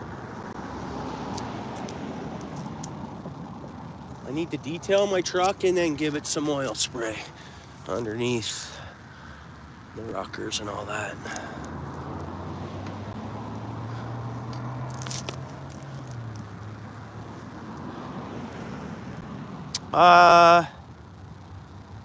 What all kind of fish are in the pond? Oh, okay. What all kind of fish are in the pond? Well, everything we caught here tonight is what I've caught in the pond. I've never caught a bass here. I've never caught a pike here. There's a lot of bass and pike in the area, but not in this pond for some reason. So, bullhead, carp. So there's bullhead, common carp, bluegill, and pumpkin seed. Right? I mentioned that's what I've caught in the pond. And I started fishing this pond last summer. I've always known it's been here. I've just never bothered with it. When I've seen it, I was like, I wonder what fish are in there. If and what. I mean, it is just a little drainage highway pond, but so, yeah. And I don't know why there's not pike in here. There'd be lots of food for them. I mean, a pond like this can can house pike, no problem. Maybe I just haven't caught one yet. Same thing with the bass. And with there being so much pike and bass in other water bodies really close to this one, bird feathers, cranes, fry, that's how I believe they get mixed around to different water bodies. But yeah, I don't know. In the tiniest ponds. I know. And I love it, Girth. I mean, I love it. It's an adventure.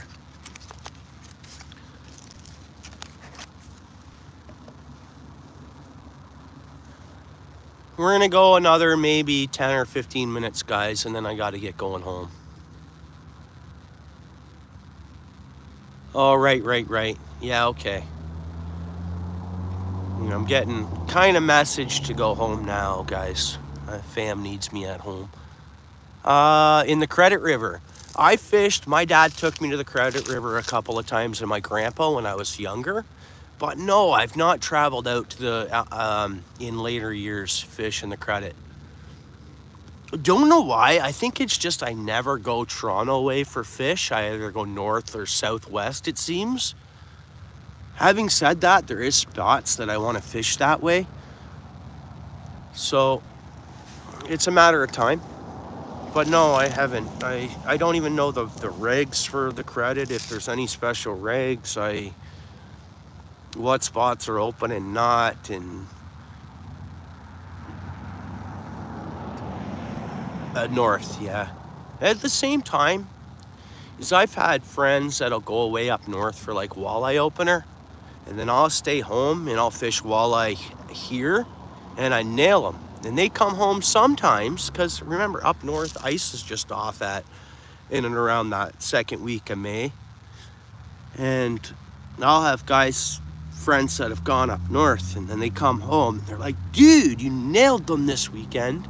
We caught one or this and that. Dude, we traveled all the way up north and you're down here and you're just... Hopefully that's how the river is this year when walleye and pike open. We'll see. I think it's going to be a really healthy year for a common river I fish. Just what I seen today, the carp swarming. We had 2 big flush outs. We had good ice coverage this winter. And I drilled holes in the ice. I got skunked. I fished it, but the water was so clear under that ice. And that's not common. My river's usually murky when it's flowing. But so I'm so interested to see the production or how my river is, my main river I fish this year. And I was going to go up north for a walleye opener, but I'm back to work now, so I'm going to fish it down here.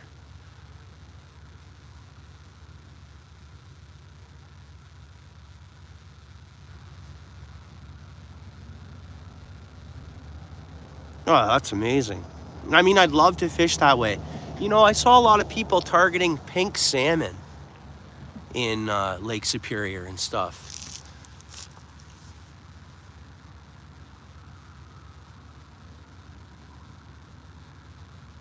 That's Superior. No, Huron, right? No, it was traveling from Superior to Huron, right? The winds of northern winds heading south. Am I wrong, guys? Someone will know that. Superior. I always thought it was Huron for many years, because... No. Yeah, it's Superior. Yeah. No, I know the song quite well. I mean, it's Ontario. Yeah, Lake Superior. It was heading to Lake Huron, so it wasn't far off the mouth of Lake Huron, I think, right? Or the whole split there, or am I wrong? I think that boat split in half on the surface of the water. I don't think it split when it landed at the bottom. That's why it happened so quick. That boat, I believe, split in half in the waves on the surface. The boat wasn't brand new. Steel hulls, man. Welded, riveted, whatever, however they make them. I believe that boat split on the surface. Yeah, it does, yeah. Well, and then there, we're getting bites. We're getting bites finally. There's something near our line. I'm behind the bulrushes there, but you see the tiny bit of the bobber?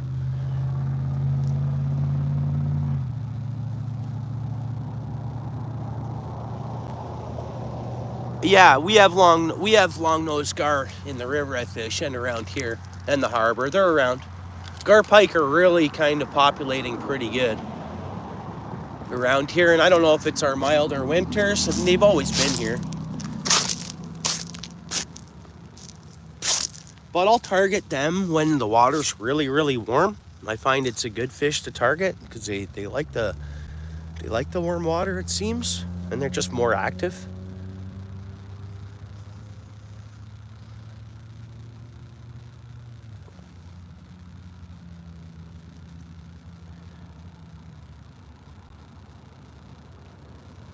Yeah, ATC came in on that, right? Yeah. As far up as Montreal, they've been seen. That's an area I wanna travel and experience. Lakes, the St. Lawrence River. Yeah, everything's in there.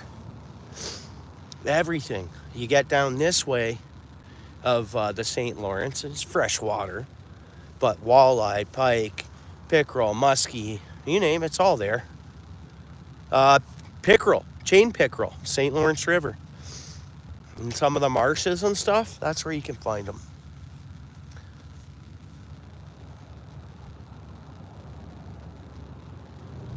But yeah, I think that's a world-renowned fishery, really, the St. Lawrence River. You know, there's a professional angler at, said once, it'll be the next record bass will come out of or the St. Lawrence River. And I said, no, it'll be Lake Erie. Sure enough, last year we had that new record of bass caught in Lake Erie. But they're getting big tanks. They're fishing smallmouth over there around the mouth of the St. Lawrence and Lake Ontario. And they're pulling up tanks. Like, I mean, the smallmouth record probably will be beaten again and potentially at the St. Lawrence. Now that I see some of the fish that are being caught, I'm like, wow, those are big bass. And that's a place where they have a catch and release season. It's zone 20 or whatever.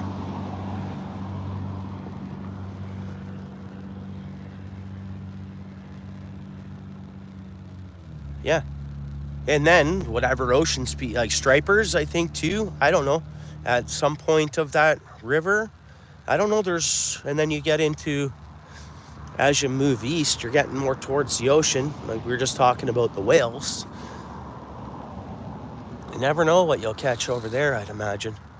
But yeah, it's a great fishery. A lot of water. Yeah, they are. They are. Mm-hmm. Now, whether that's the gobies, clearer water, shorter winters, but I mean, over there, they're not that shorter of a winter, but I guess they still are. I don't know. Come on, give us one more fish, no matter what it is. Bobber's right there. I mean, the bites died down.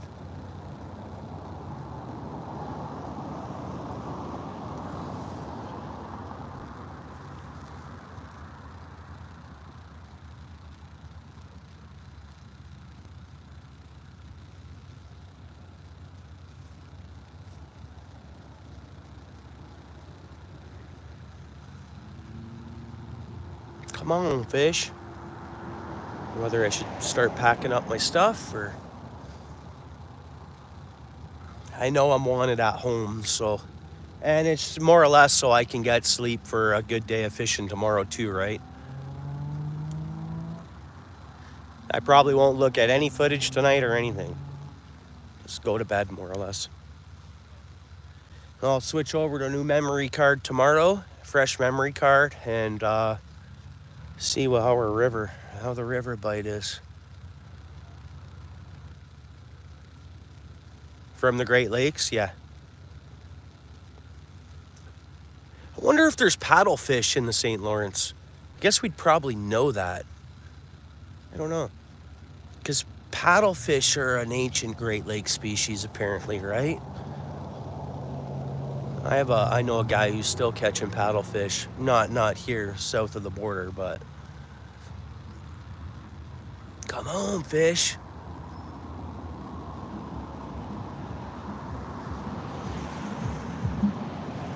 Yeah, most definitely there is, Kim. Yeah, I think so too. Oh, you think there's paddlefish in there? Yeah, someone search it quick if you want.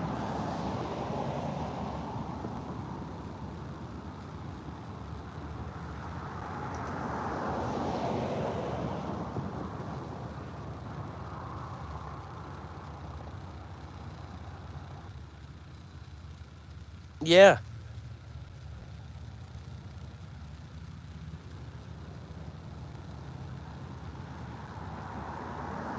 Dams and habitat loss. Right on. Thanks, Girth. Appreciate that. See, that's what we do here. We do a lot of that. Oh, my sleep warning came on. Sleep notification. It's not. But for some reason, south of the border, where is it? We still have a lot of them. I know a couple of channels who are catching them.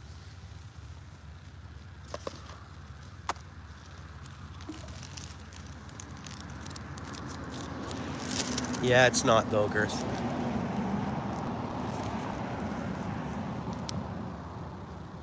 Oh, they're not? You checked it out? I think Girth researched it. Okay. Well, if not, they were there. I mean, how couldn't they have been there? I don't know. I'll search as well later on.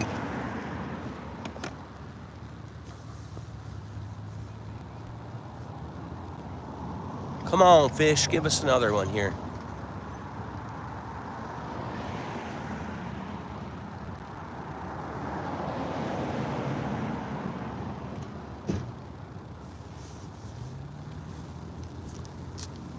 Come on, fish. I haven't even seen any of the little bites. I always thought the sunfish don't bite at night, but then I proved myself wrong last year. They'd always seem to shut off at a certain time, but then I caught some in the evening, and it was after dark here when we caught that last green sunfish, pretty much. So, but carp, they should be active, and the bullhead shouldn't stop biting. It was nice to see them. I was getting worried. You think? Yeah, I don't know what happened. I don't know what happened to them. I think when Girth mentioned the dams and stuff, and that's the same thing for the sturgeon. I mean, some of the man-made structures, hard to say.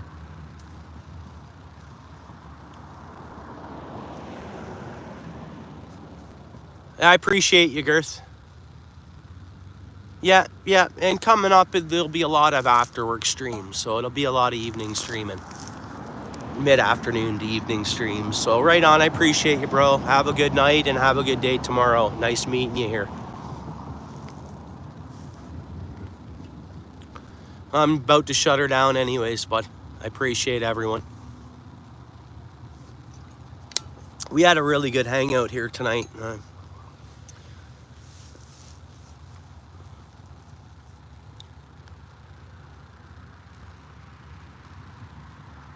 Yeah, most definitely, Paul's Way. It really was, eh? Yeah, you have a good night too, Sandwich. Paul's Way, thank you. I don't know what time you plan on getting out tomorrow, but obviously if you pop up live, and before I'm live, I'll hop over to your place there for a bit before I get started. And maybe I'll have a couple chores to do tomorrow morning, and I can have your live running while I'm doing that. We'll see. Oh yeah, Blind River. Yeah. I've heard of that, and Yeah, for sure. We'll do Paul's Way.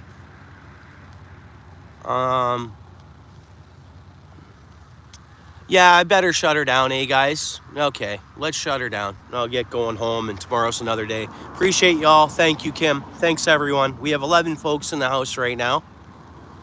I appreciate y'all for coming in, and hopefully we can hang out again.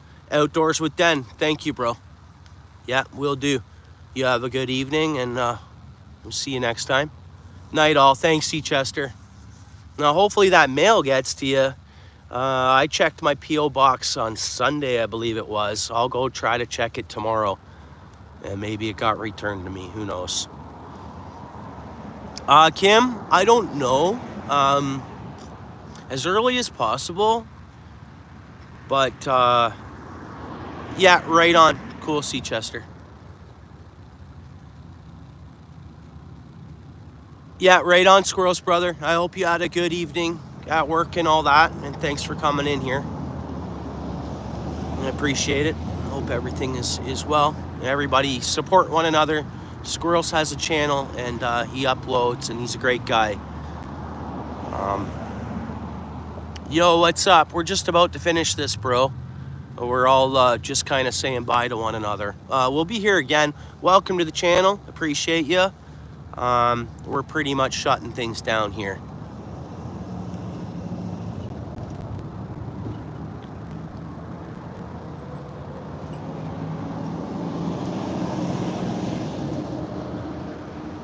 All right, guys, I appreciate y'all. 12 people in the house. We could go on all night, but tomorrow morning's going to come quick. So we'll see you then, okay? If you guys can make it in. And I'm pretty sure it should be a good day of fishing.